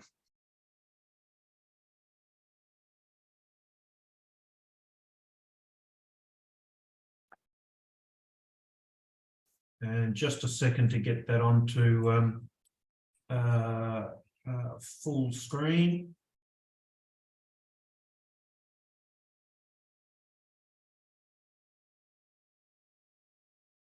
Thanks, Jeff. Let me know if the slides aren't presenting or if there's any problem with the audio. It's all perfect, Steve, coming through loud and clear, and the slide is full screen. Thanks, Jeff. Look, thanks for the opportunity. I think this is a really, really useful symposium session. I was just saying to Manoj during the break that what I think's been really good about it is the emphasis on Bayesian statistics rather than how Bayesian statistics are used in the context of adaptive designs, because although one leads to the other, they are separate topics. So I've been down the Bayesian rabbit hole about 10 years. These are a combination of acknowledgements and disclosures. I'm not a statistician, so everything that comes to you today is coming from the perspective of a clinical investigator who's been hanging out with some fantastic statisticians. So I really want to thank and acknowledge Scott Berry, Lindsay Berry, Liz Lorenzia. These are the people who've been guiding me down the rabbit hole. And the other people, Colin, Cam Green, Srin Murthy, Lisa, Tom Hills, Patrick Lawler, who've been down the rabbit hole with me. And the last disclosure is, for better or worse, I've drunk the Kool-Aid. So bear that in mind. I really enjoyed Michael's talk and Ari's talk. And so some of this is overlapping, but I think it's useful to just hear it with slightly different emphasis. Each talk, I think, stands alone. But I just want to emphasize how important it is to understand that what Bayesian statistics about is generating a probability distribution. And I'll keep coming back to that term, a probability distribution, because it's critical to understanding what you get out of a Bayesian analysis. So I don't know which textbook of Bayesian statistics that I've never read, which this quote comes from, but I think it's also central to the understanding of probability distribution. So Bayesian inference is the process of fitting a probability model to a set of data and summarizing that result by a probability distribution on the parameters of the model and unobserved quantities such as predictions for new observations.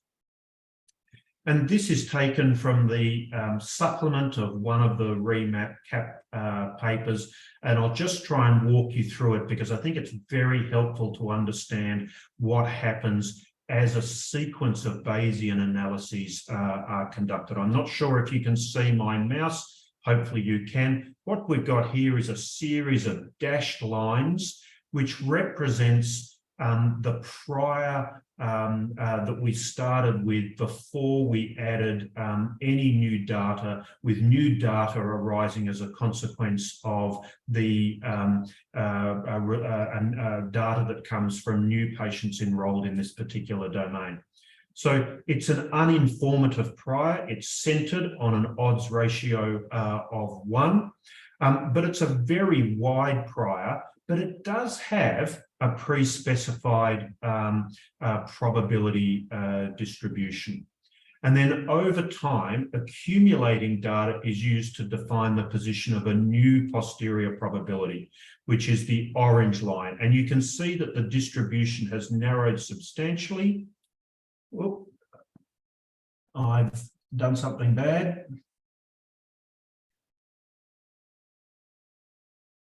And we'll correct that.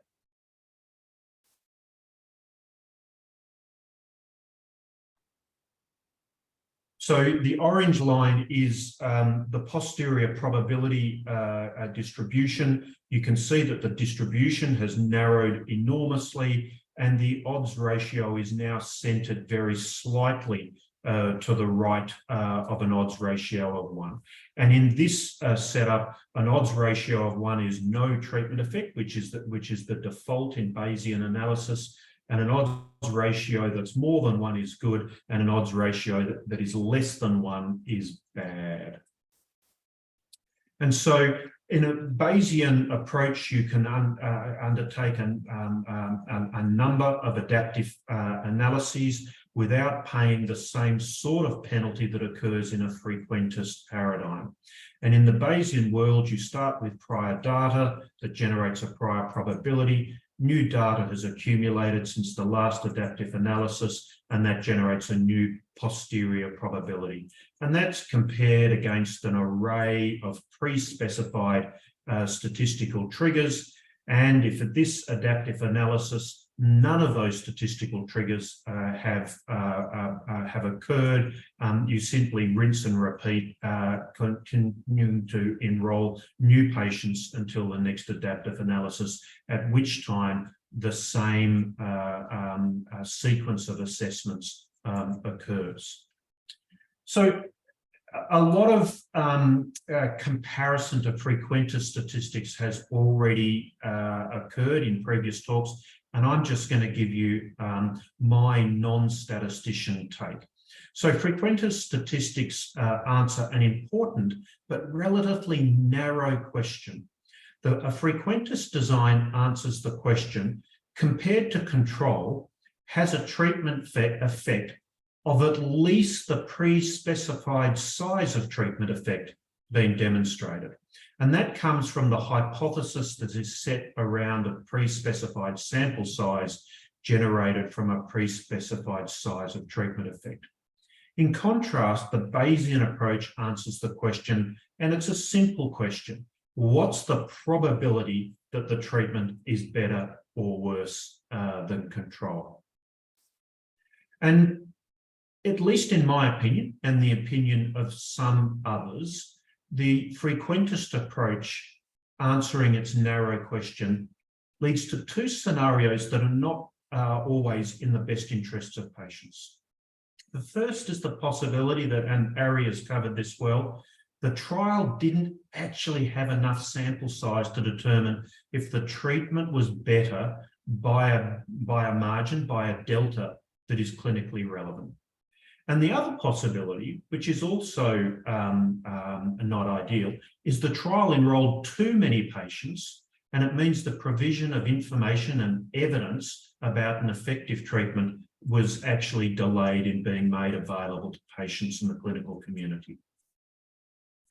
In the Bayesian world, we pre-specify statistical triggers to conclude a particular experiment.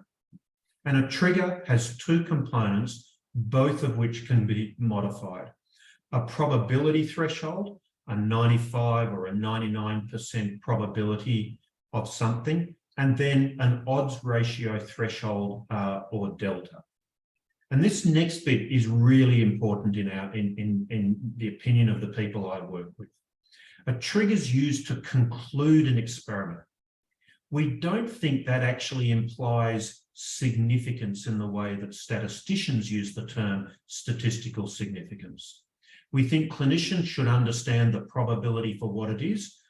It's just the probability that an outcome is better. And that's a lot more intuitive to understand, and a clinician can form their own judgment about what that probability means. So these just probability distributions. You can see here that most of the probability distribution, in fact, more than 99% of the probability distribution is to the right of an odds ratio of 1 in the direction of benefit.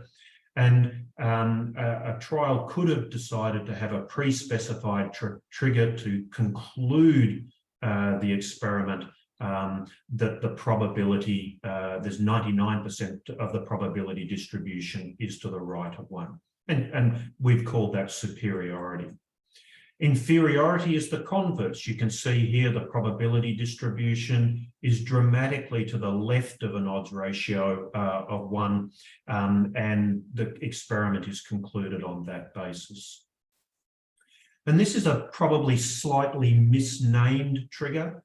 It's been termed in REMAP-CAP a futility trigger, but it's the probability that there's a 95% of the probability distribution is to the left of an odds ratio of 1.2, indicating an odds ratio of 1.2 means that there's would be consistent with a modest beneficial treatment effect. Now, there are two key occurrences once you move into a Bayesian framework. The first is that type 1 error can't be controlled by choosing a particular level of alpha. And the second is that statistical power, the likelihood of type 2 error, can't be estimated by just doing a simple sample size calculation. And the way that this is managed in a Bayesian paradigm is undertaking a large number of simulations of trials in which the parameters associated with each simulation have been set in advance. And so in many ways, this is better than the conventional way of doing a sample size calculation with a defined size of treatment effect. It's much more real world. We simulate the trial across a plausible range of size of treatment effects, a plausible range of the baseline occurrence of the primary endpoint in the control group, we can consider the implications of using different probability or odds ratio thresholds, and we get to see the consequence of these choices across a range of different sample sizes and can judge what's achievable with likely available sample size. And so these are just some examples of simulations. Here you've got simulations that apply in a 3-intervention domain, with 1 intervention being standard of care and 2 active interventions, one of which is effective and one of which has no treatment effect. And the red line is the probability of achieving a futility trigger across a range of sample sizes across the bottom up to 5,000 patients. And the green line is the cumulative probability of hitting a superiority trigger. You can see here with a scenario when the odds ratio is 1 and the treatment has no effect, there's a rising probability of hitting a futility trigger. The green line, which stays very close to 0, is the likelihood of type 1 error. And then you can see what happens when the odds ratio is 1.4 and 1.7, and the cumulative probability of hitting a superiority trigger or falsely hitting a futility trigger. And so simulations are used, combined with a choice of triggers, to determine the likely maximum sample size that can accrue without reaching a statistical trigger. And so by adjusting these parameters, you can avoid the state that we've come to refer to in REMAP-CAP as purgatory. It's also very useful when writing grant applications because it can give the grant funding body some idea of the maximum sample size that will accrue without reaching at least one of the triggers. I just want to go back to the futility trigger because it's a particularly useful trigger. It's important to understand that when something has reached a futility trigger, that it's not excluding the possibility of small beneficial treatment effects. But what it is useful for is distinguishing between a treatment that might have a small beneficial treatment effect and the treatments that we really want to find, which are treatments that are highly effective. It allows, in the context of an adaptive design, to move on and evaluate other treatments. But the main use of the futility trigger, and this has occurred many times, several times within REMAP-CAP, if an intervention is actually harmful, you end up hitting the futility trigger really quite quickly.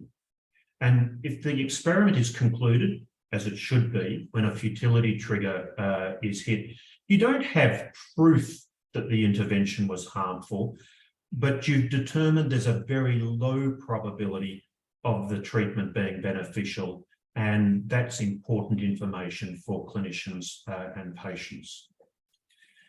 The major advantages of using Bayesian statistics are you get an answer as soon as there's sufficient statistical confidence.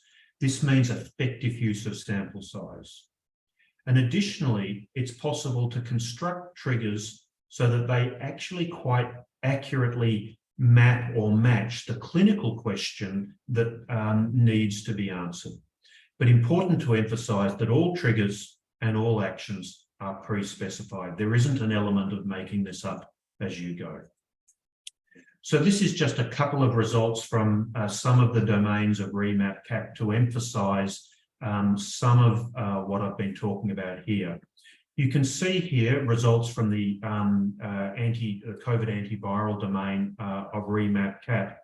And because these are very large treatment effects, you're getting very high probabilities of very low numbers. We had no idea that these interventions would be as harmful as they are, but the Bayesian design permitted those interventions to be identified quickly that they were harmful. What I want to do now is go on and talk about something which hasn't been referred to in any of the previous talks, and it's the concept of Bayesian borrowing. So borrowing is the process within the statistical model whereby when the treatment effect is similar in different strata or states, evidence relating to the effectiveness of an intervention in one stratum or state contributes to the estimation of the posterior probability in another stratum or state. To put that differently, it's a wonderful way of having your cake and eating it too. And I'll try and explain more.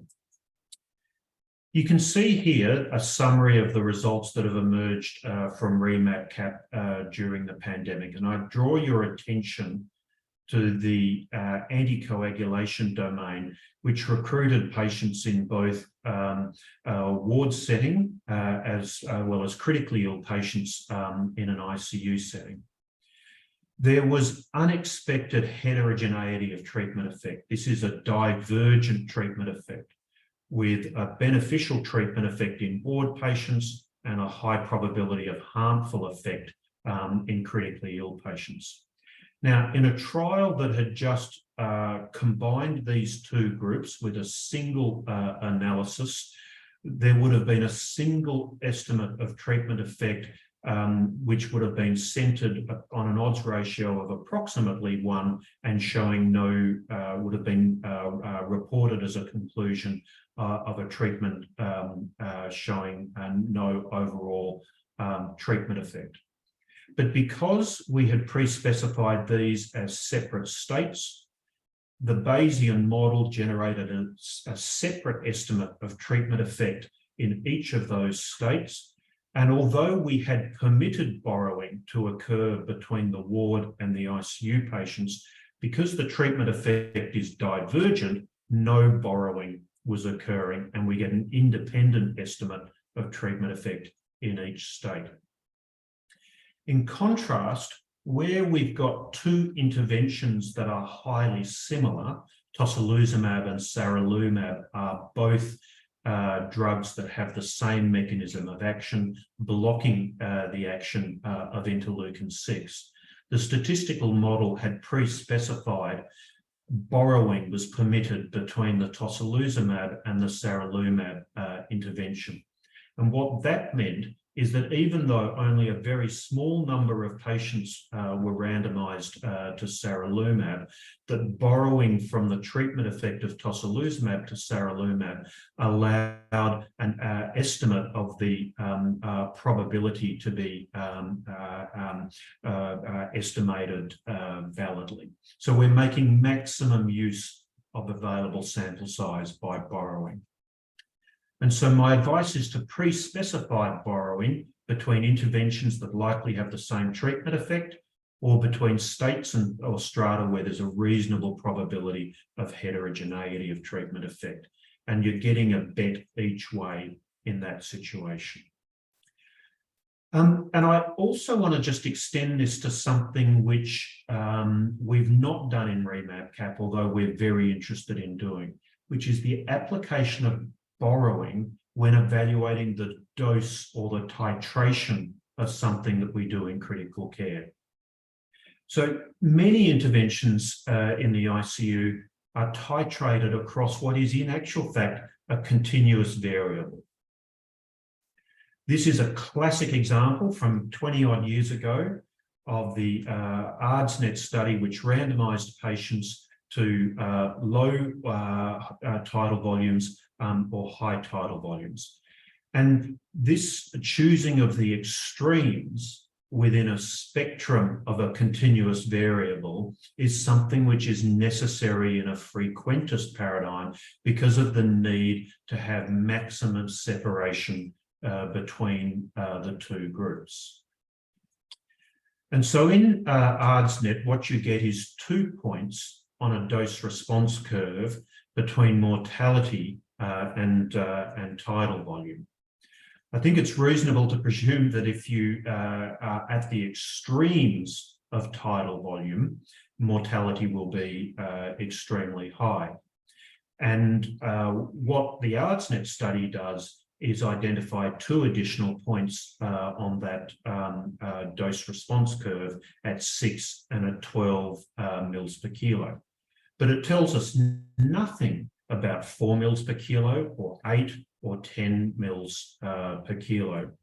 And so what a Bayesian approach would have been to the ArdsNet question, and an approach which I think is highly applicable to everything that we evaluate in the ICU that's a continuous variable, is actually to randomize across all of those categories and then borrow between adjacent categories, pooling them where appropriate, dropping arms where treatment effect is less effective, to determine the true shape of the dose response curve between a continuous variable and outcome. And what that means is you avoid the situation where you discover that perhaps somewhere in between the 2 extremes turns out to have the highest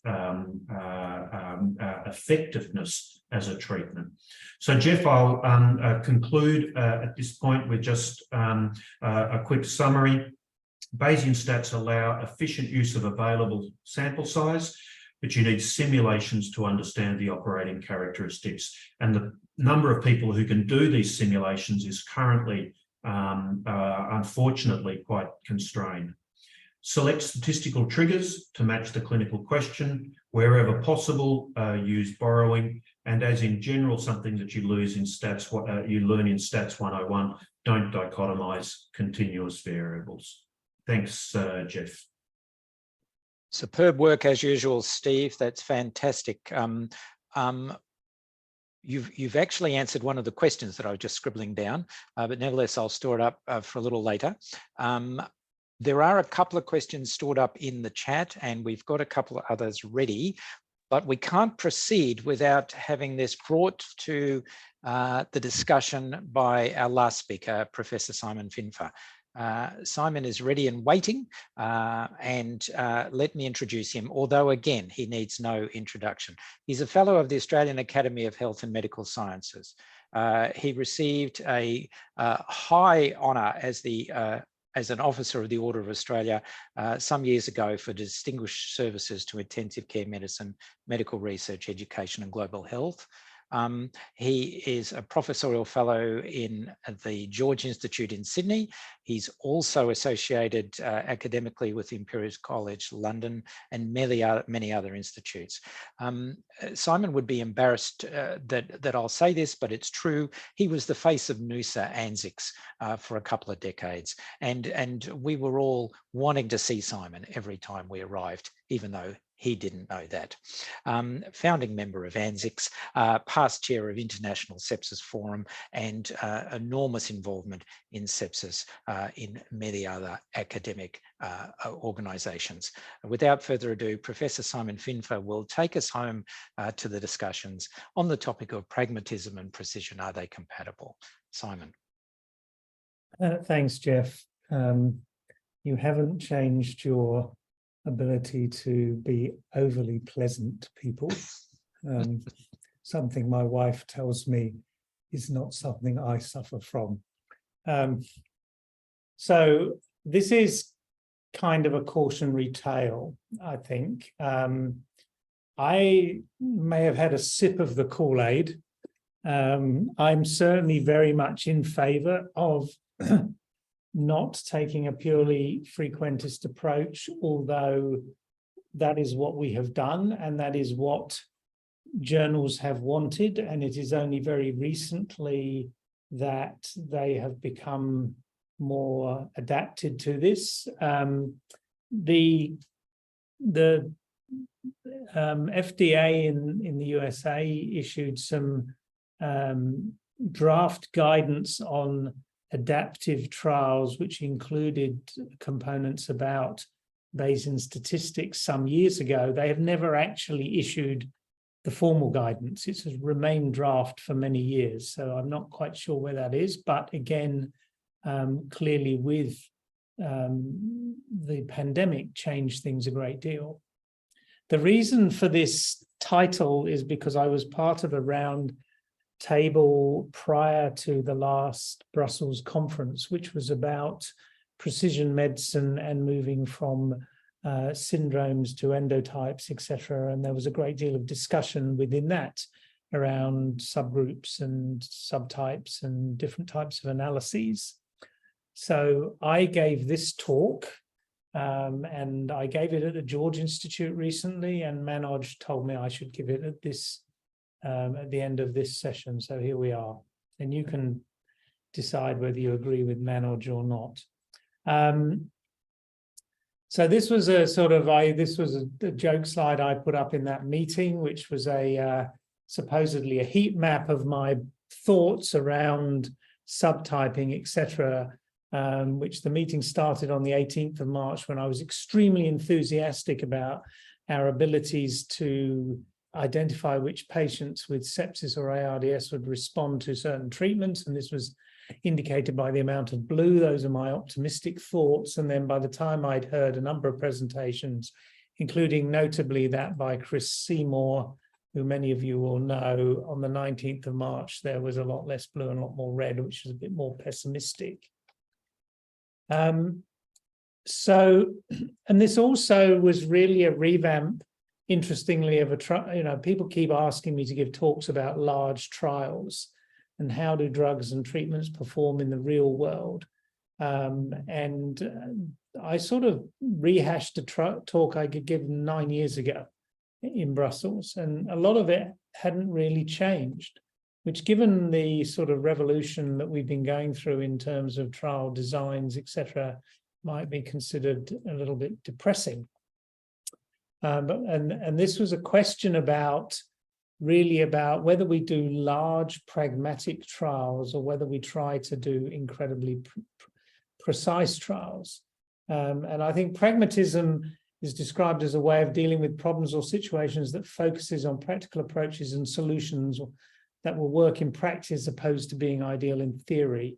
And I guess that is really what we're about when we're trying to do trials. We're trying to work out what things actually work rather than what might work or what works in ideal circumstances, which might be what a pharmaceutical company does when it's trying to get its drug licensed. It's trying to find the ideal population and the ideal setting where this treatment may work, knowing full well that there will be then indication creep. Once a drug is actually licensed and people can buy it, they will give it to all sorts of people who would not have been included in the trial. So the reason you might want to do large trials, and whether this is Bayesian or not Bayesian, I think is kind of a little bit of a moot point, is because you need large numbers of outcome events in order to have reliable results. And that means you get narrow confidence intervals in a frequentist approach, and you get quantitative precision, i.e. you want to have we've always designed our trials to have 90% or power as a minimum to detect a plausible treatment effect. Now, the question then becomes what happens when you adapt this more into a Bayesian approach. So I'm going to talk a bit about subgroups, which is kind of a little tangential, if you like. And the large pragmatic trial era really started in the 1980s with the ISIS studies developed by Richard Peto and the Clinical Trials Service Unit at Oxford. And these were 3 patients. And I'm going to talk about ISIS-2, which was aspirin and streptokinase, which changed the management of myocardial infarction. I mean, I'm old enough to know that when I was an intern and resident, the only treatment we had for acute myocardial infarction was morphine, heparin, and put the patient in a coronary care unit so that you could defibrillate them when they went into VF. And of course, things have changed a great deal. And thrombolysis was an enormous step forward. So in the ISIS-2 trial, that went the wrong way. These 17,000 plus patients. And this was all the subgroups that were reported. You're not meant to be able to read that, so please don't try. And Richard Pito hated subgroups, and he didn't want to report all these, but the Lancet insisted he did, and the reviewers wanted them, so he did. And if you look at the top here, there appear to be a couple of subgroups where possibly there's a differential treatment effect. And I'll just explain what those subgroups were.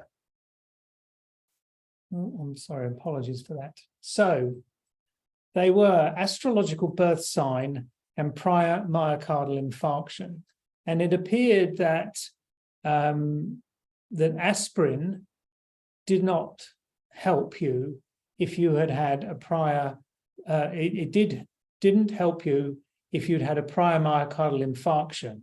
And that had some physiologic rationale behind it at the time, because I was a qualified doctor at this point.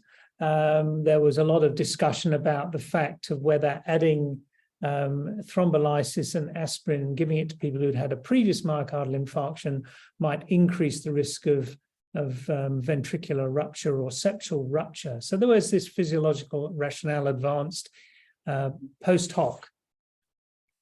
There wasn't really any physiological rationale for birth sign. And this was in there because Richard Pito didn't want to do all these, and eventually said to the Lancet, okay, I will do all those ones you want if you let me pick one and you publish it. And he picked birth signs. So if you're Gemini or Libra, you shouldn't take aspirin, but all other birth signs, it's very helpful. And this was really just to demonstrate the unreliability of subgroups. And taking this a bit further, and I think this is where we come into this question of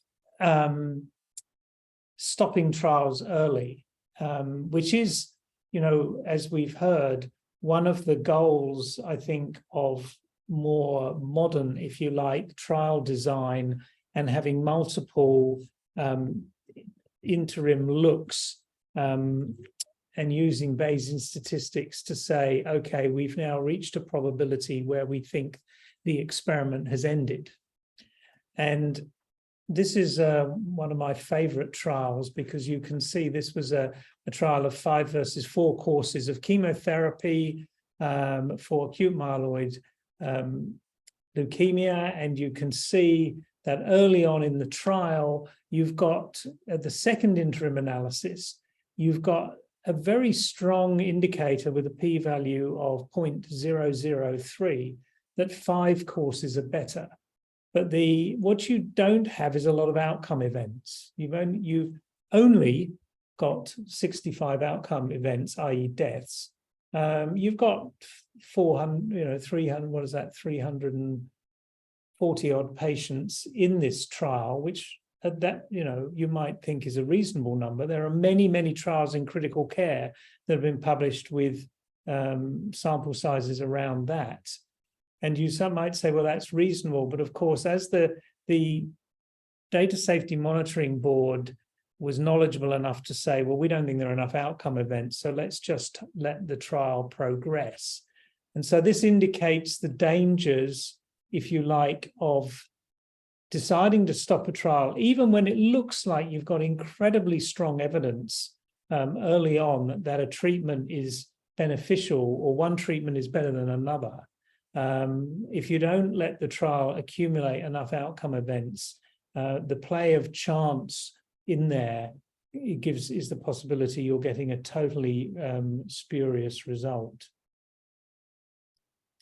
Well, that's different. What about this one? So this is a critical care trial conducted during the pandemic, and this was studying an intervention which was corticosteroids versus placebo.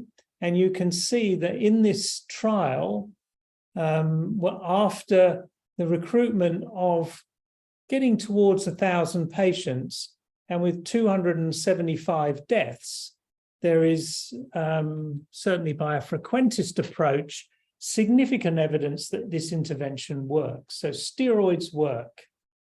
Well, that was actually adrenal. And again, you can see as data were accumulated, the odds ratio in a frequentis world moved. And this to me is quite interesting if we think about what happened with the COVID studies, and had we been looking at this in a sort of Bayesian approach, would we have thought around here? And I think the unique thing about COVID was the desperate urgency to find a treatment for a disease that was threatening the whole world and entire healthcare systems. So maybe, but I'm assured by those who are more versed in statistics, Bayesian statistics than me, that this would have not met criteria for stopping. But again, it's an argument in favor of allowing the data to accumulate. A similar thing was seen in prowess shock, and again, you have to be almost as old as me to remember Zygris and the enormous controversy around activated protein C for the treatment of sepsis. It was licensed based on this study. Early on, when they did an interim analysis, it didn't get anywhere near demonstrating efficacy. And you can see the mortality rate as the trial went on in the placebo group had been reasonably stable, but in the latter half, and this is the cumulative mortality.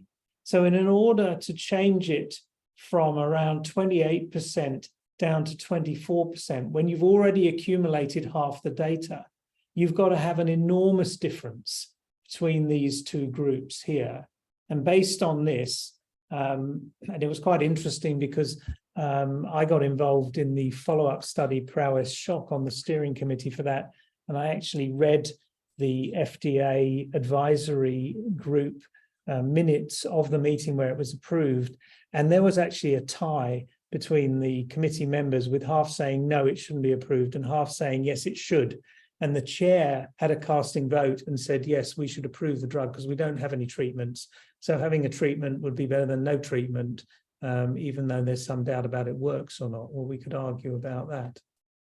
And that led to an enormous controversy, and then led to the prowess shock study, which I was a member of the steering committee for and wrote the protocol paper.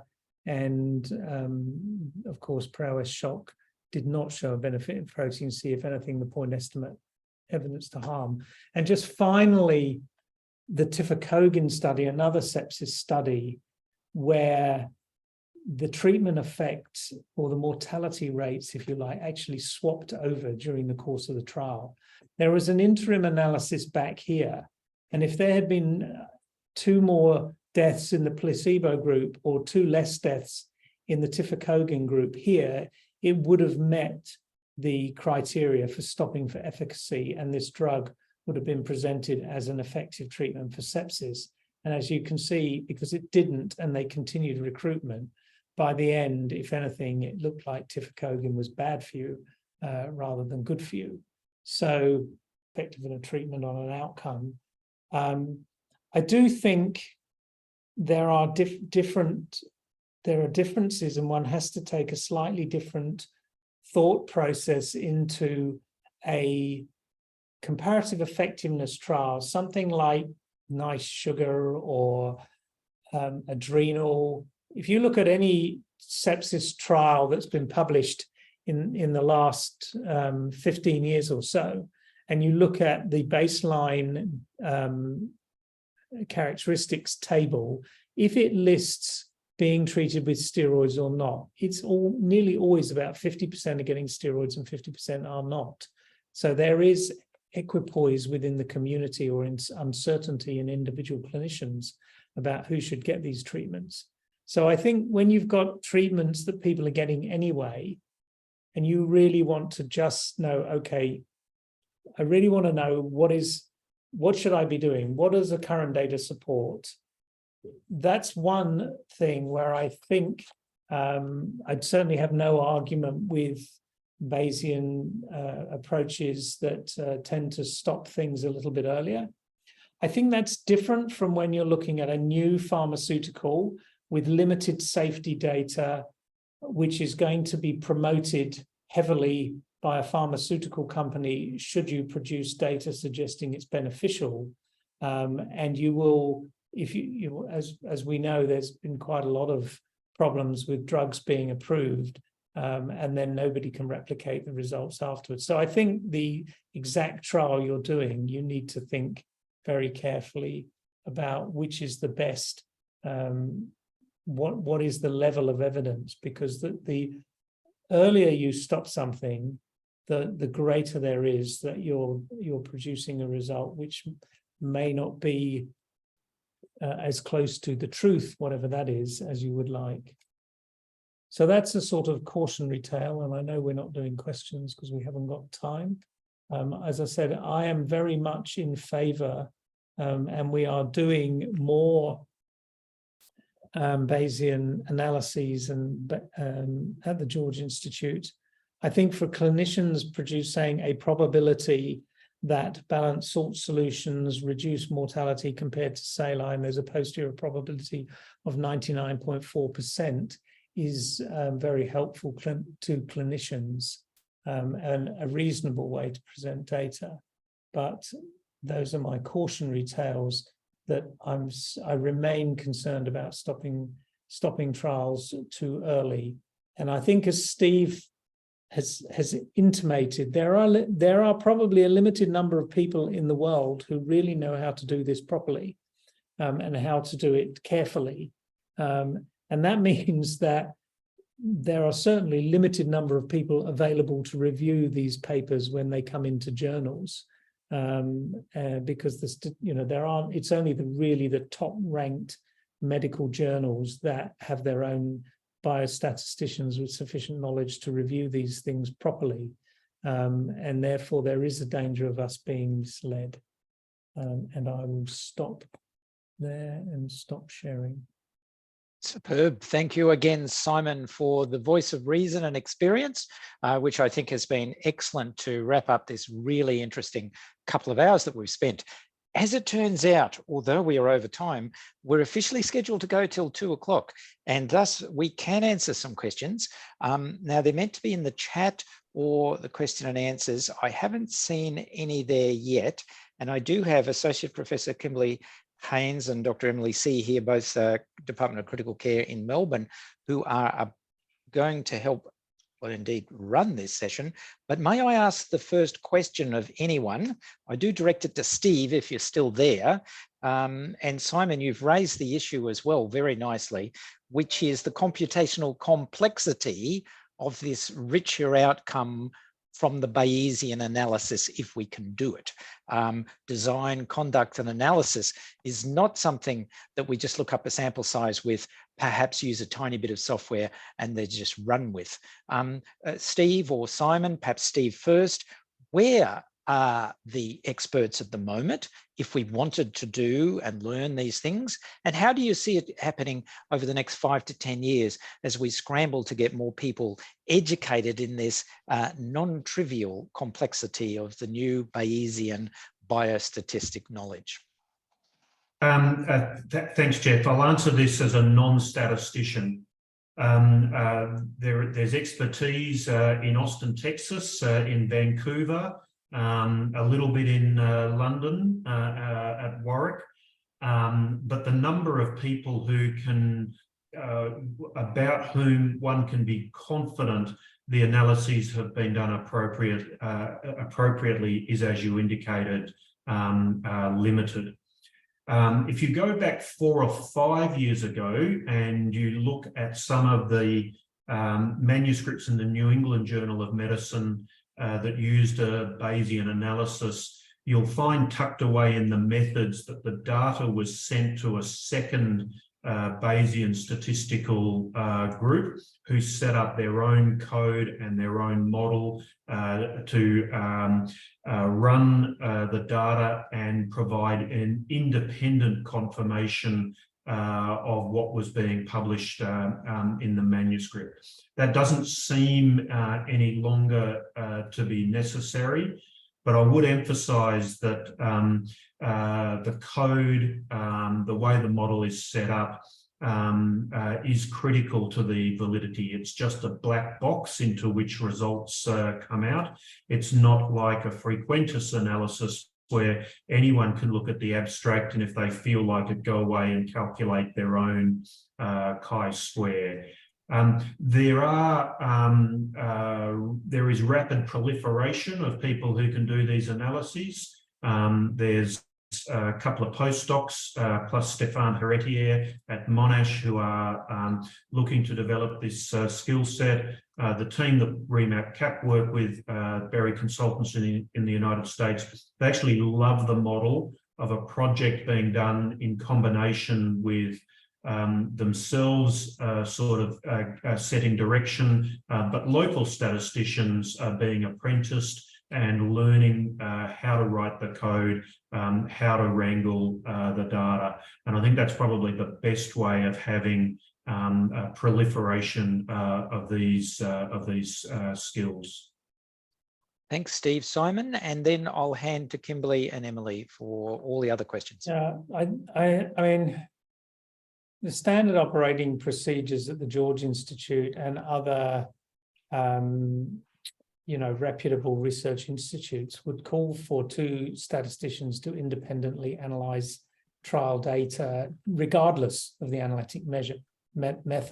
So at the George, like when we do something like PLUS, which is a bog standard frequentist design, if you like, there will be 2 statisticians who will get the results independently, and they will write code independently, and they will analyze the independently.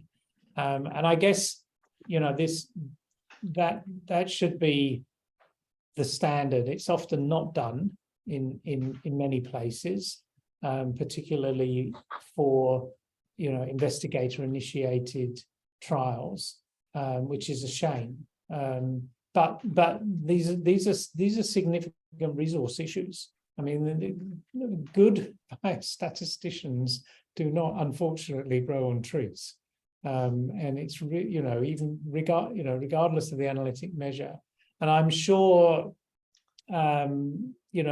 this will continue. Like I say, if you go to the New England and probably JAMA, the Lancet, then they have statisticians who will do a separate statistical review. But most of the specialty journals that we read and write in don't. They don't. And I will often, when I'm reviewing papers, say, the statistical methods here are beyond my level of expertise. I would recommend that there is a proper statistical review of this paper, because it's kind of a black box. And there'll be organic growth, but and certainly in Australia, I think we're not overly blessed. France seems to produce an extraordinary number. And I'm sure China and India produce an enormous number of biostatisticians. But the same applies across the world, is just knowing, it's not just a matter of having the software. You've really got to have a great deal of expertise to know that you're doing the right thing. Jeff, if I can just indicate that I completely agree with Simon, and the standard of 2 sets of statisticians is what's actually been done in Remap Cap for all of our analyses. We have 1 set of statisticians who remain completely unblinded. They run the primary model. But when we write a manuscript, a group of blinded statisticians are unblinded to the data for that domain, and they run separate independent models. We're only ever reporting one of those findings, depending on whether it's the primary endpoint or secondary analyses. But we get to see congruence between 2 separate sets of statisticians. And to just talk about statistical burden, at the peak of the pandemic, we had 10 FTE of statisticians at Berry Consultants running models for Remap Cap. So there's a very high burden of statistical time and effort. Thanks so much, Steve. Kimberly and Emily, please proceed. All yours. Thanks very much, Jeff. Thanks everyone for your fantastic presentations and the audience for joining us today. Just before we move on, Michael, as statistical editor at the Blue Journal, did you just want to provide any further comment on that discussion that was just occurring, if you're still there? No, might have stepped away. That's all good. We'll keep moving on. Oh, have I got him back now? Yes, Michael, no, not there. So we just wondered, Steve, you did touch on this a little bit earlier about funding bodies, but we just wondered if you could tell us a little bit more about your experiences with how Bayesian statistics are viewed by funding bodies, and whether you have any strategies for early mid-career researchers who might be interested in seeking funding using these approaches. Look, it's a great question, Kimberly, and I think the scene is probably has evolved substantially over a few years. I don't know if it's stopped evolving or not. There was probably a certain amount of skepticism of some Bayesian methods 2 or 3 years ago, and I think that has diminished somewhat amongst panels. As with a lot of grants, the credibility of the team that is putting the statistics forward, I think, has a big impact on how a panel will respond. And I would also add that I think a trial that's proposing to use Bayesian methods needs to be providing example simulations in the grant application to be giving the panel the information that is needed to evaluate that application. And in the absence of that sort of information, it's going to be a difficult ask of the panel. And of course, not everyone has got access to the people who can do the simulations. The REMAP-CAP design team has been meeting weekly for 3 years now, and when we need a new set of simulations, they're available the following Friday, and that's a wonderful resource that's helped us be highly adaptive, but it's an almost unique resource. I know that in the UK, where they're interested in establishing a scheme for adaptive platform trials across a range of diseases, they've got a funding model which is to assign £200,000 and a year to allow a team to undertake the simulations, undertake the design work, and I think that's been a fantastic model. But it's very easy to be stuck with a good idea and not able to generate the simulations that are necessary to take it forward. Excellent. So my question follows on somewhat from Kimberly's. There's an increasing trend amongst early career clinician researchers to undertake their own statistical analyses. Do you think there are enough resources available on Bayesian statistics for this to be safe? And linked with that, do you think that given with Bayesian statistics, a lot of it's in a black box, there's an increased risk of academic fraud with difficulty with journals proving results are accurate? I'll take the first question and then the second, Emily. Look, I think the first question's already been partly answered, that I think whilst there are Bayesian packages out there, and there are some programs, so FAX is an example of a program that's been made available free by Berry Consultants.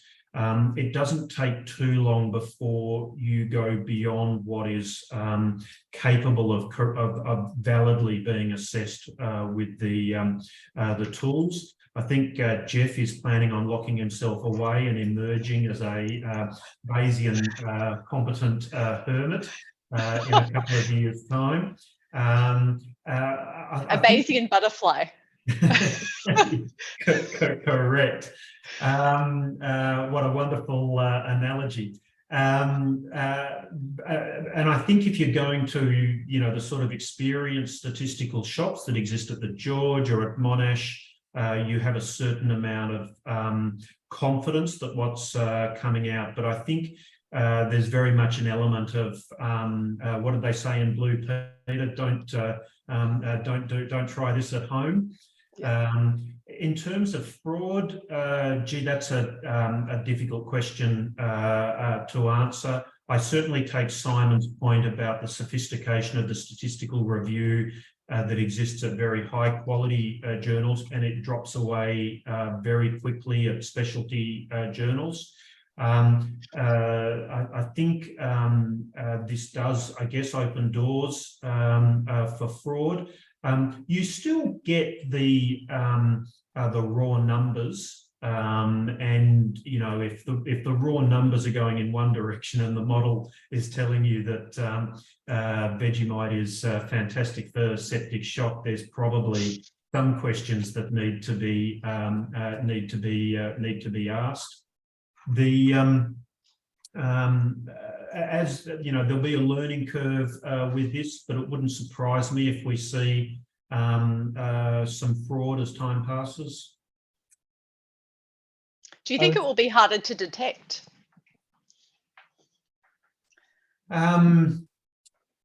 Yes, because these things are black boxes. I think there've been a number of things that I won't use the word fraud, but if I could just use the term results that look too good to be true. It hasn't been the statistics, the statistical analysis, because these are trials that have been analysed with frequentist statistics that have given us that hint over the last 20 years or so.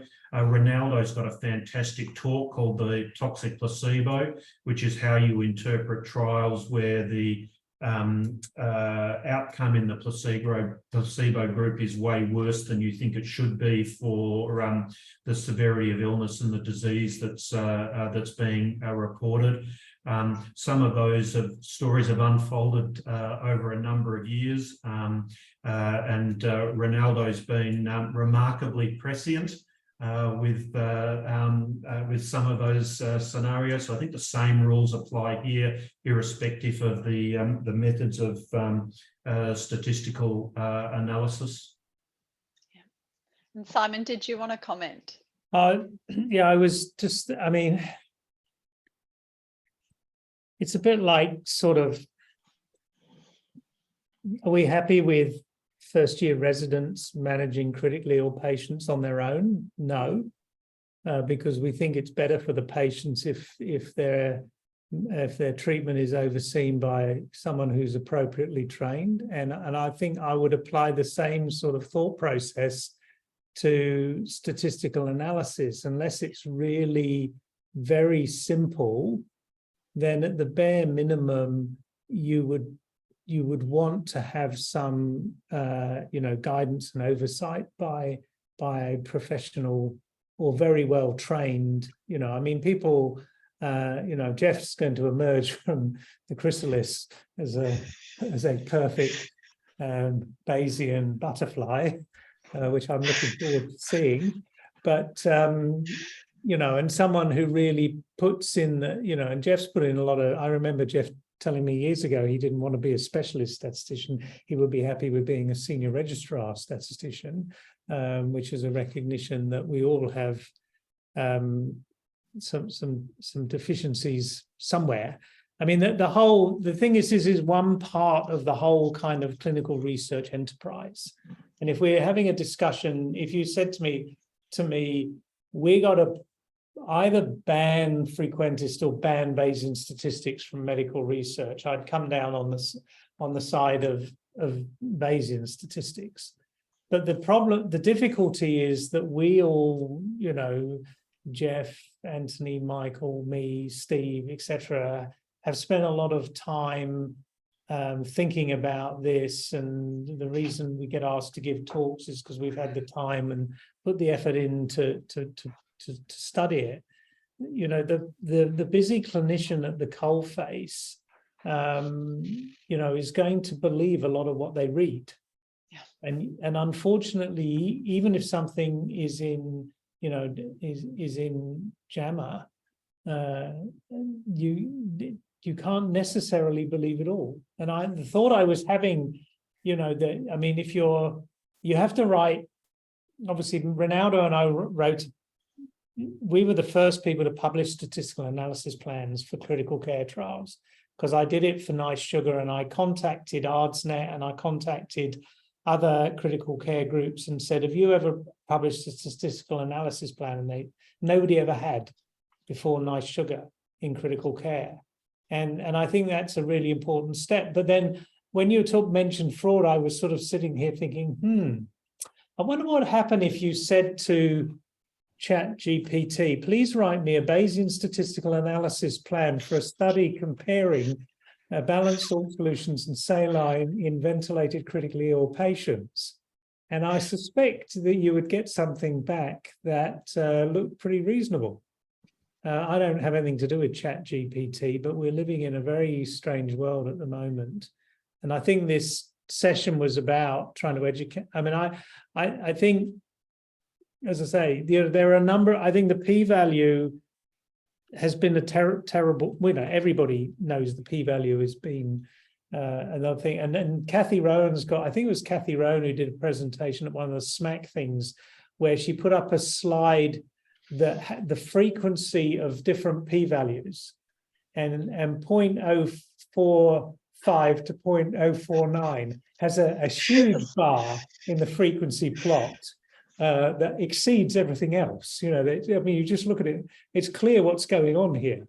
That when you say it's got to be less than 0.05, you produce that. And if it wasn't that, I think there are a whole heap of ways, the posterior probability is great. I'm very in favor of people talking about numbers needed to treat and numbers needed to harm, because even if the p-value or the probability is X, you still want to know what is the absolute treatment effect that you're talking about, that is, especially if, as I said, if you're talking about something where there is inadequate safety information, if the number needed to treat is 10,000, and you don't know how many of those 10,000 people are going to suffer side effects, because then you should view it differently. Yeah. But yeah, I mean, in terms of the pure discussion, I mean, I hope of educating people about Bayesian statistics, which I'm not doing, because I mean, I understand the concepts. I couldn't analyze, I couldn't write a statistical analysis plan on my own or do an analysis. I have no qualms about saying that, but I think it's important to understand how you interpret how the data are presented to you. If you're a clinician who's going to make treatment decisions based on those data. Absolutely. Great. We just had another question for the panel generally. So if Bayesian trials are ethically desirable, where do you think this might lead in terms of ethical review boards in the next 5 to 10 years' time? What do you think some of the implications are that we'd be starting to see there? Look, I'll take that, Kimberly. Look, I think both Bayesian and frequentist designs are ethical when they're constructed with appropriate statistical support and with other aspects of design that attempt to minimise the impact of bias. I think as Simon articulated, there are traps associated with both types of methods. Just because there are some situations in which a Bayesian design can avoid an indeterminate result doesn't mean that they're always ethically superior. The issues that Simon outlined related to early stopping are real, and appropriate Bayesian statistics require management of how unstable estimates of treatment effect can be early, but no method, be it frequentist or Bayesian, eliminates the risk of type 1 or type 2 error. Perhaps I can answer a tangent to it, which I think goes something along the lines of the ICU community in Australia and New Zealand, I think, has been privileged for a long time because of the quality of the trial science that underpins our work. But as we move to more complicated methods of analysis, other disciplines are following. But I get the impression perhaps that HRECs are yet to catch up with that. And I worry that there's an educational piece that's going to be needed to avoid ethics committees committing what might be regarded as the equivalent of both type 1 and type 2 error, of being naively accepting of new designs inappropriately, and letting things through, or being unduly critical of innovative designs that actually have solid trial science behind them.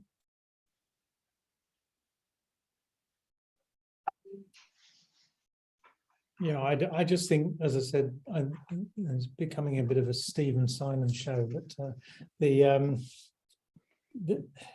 it's one aspect of a trial.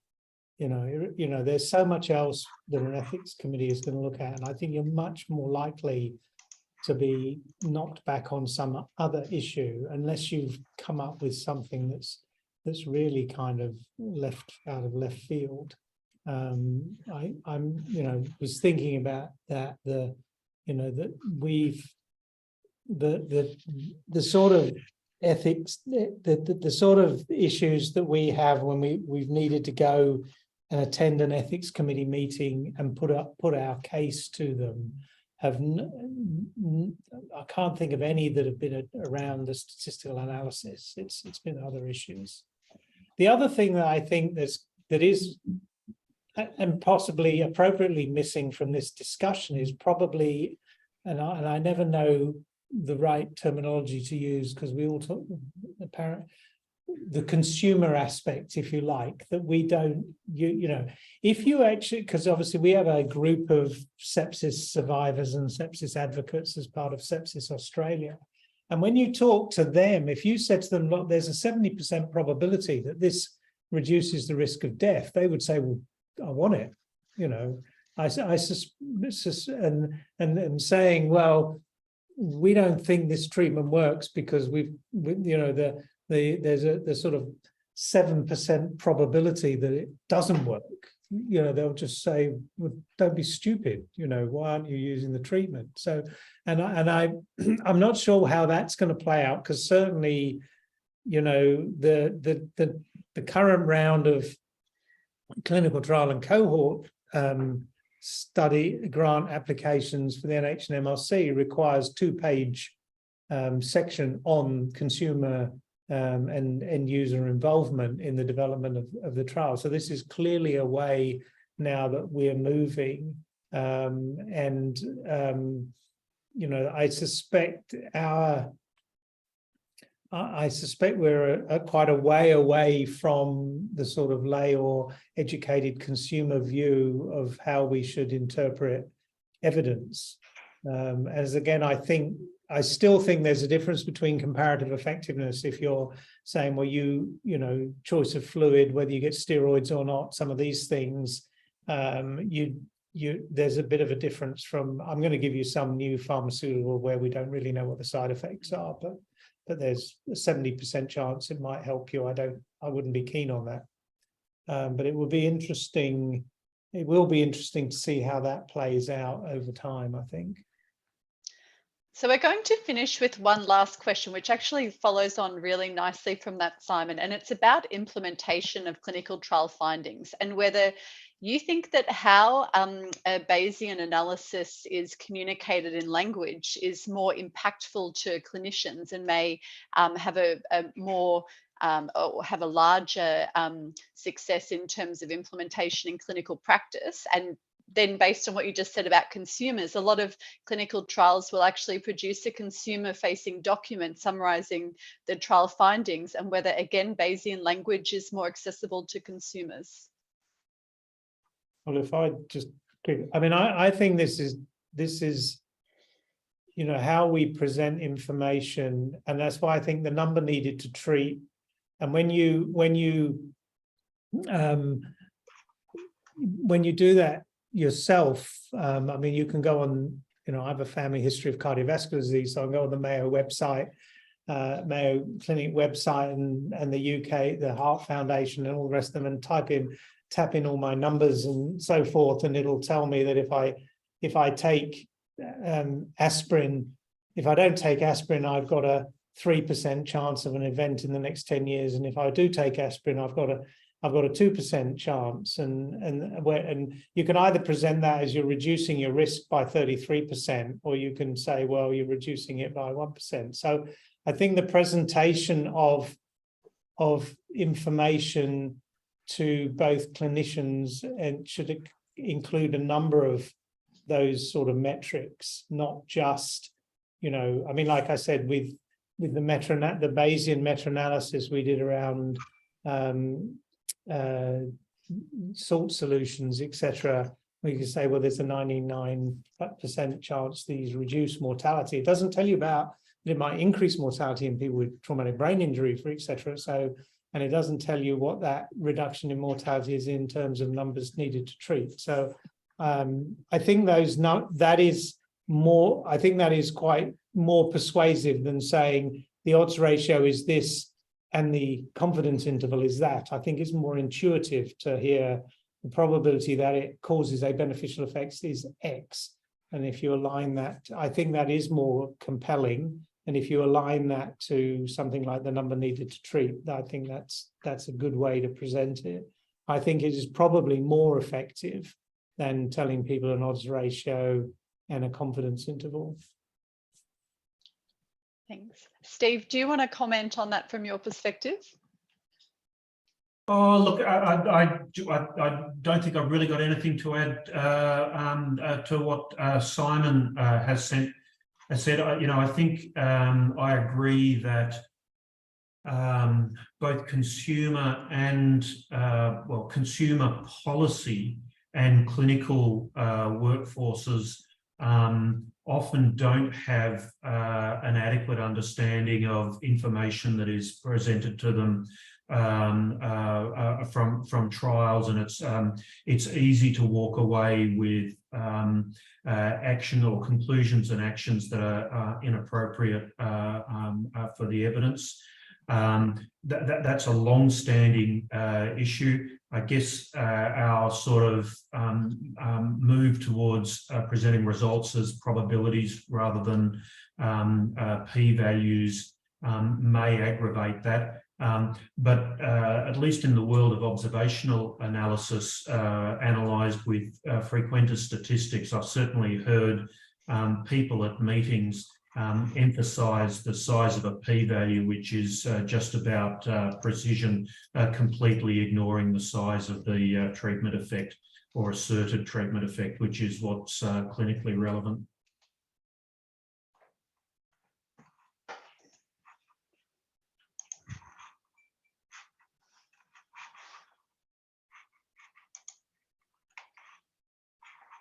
Yeah, I have to go to another meeting. So thanks for inviting me and involving me. It's been very interesting, hopefully educational for others.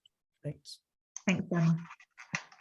Well, we'd just like to thank the entire panel and speakers today for joining us, and thank you as well for the audience for joining and your participation. And I think it's been a really fantastic session. We'll confirm with all our speakers post-event if they're happy for their slides to be shared, and then we'll work our way of making sure that's disseminated if that's okay with them.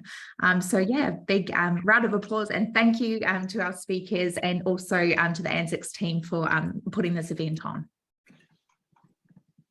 See you.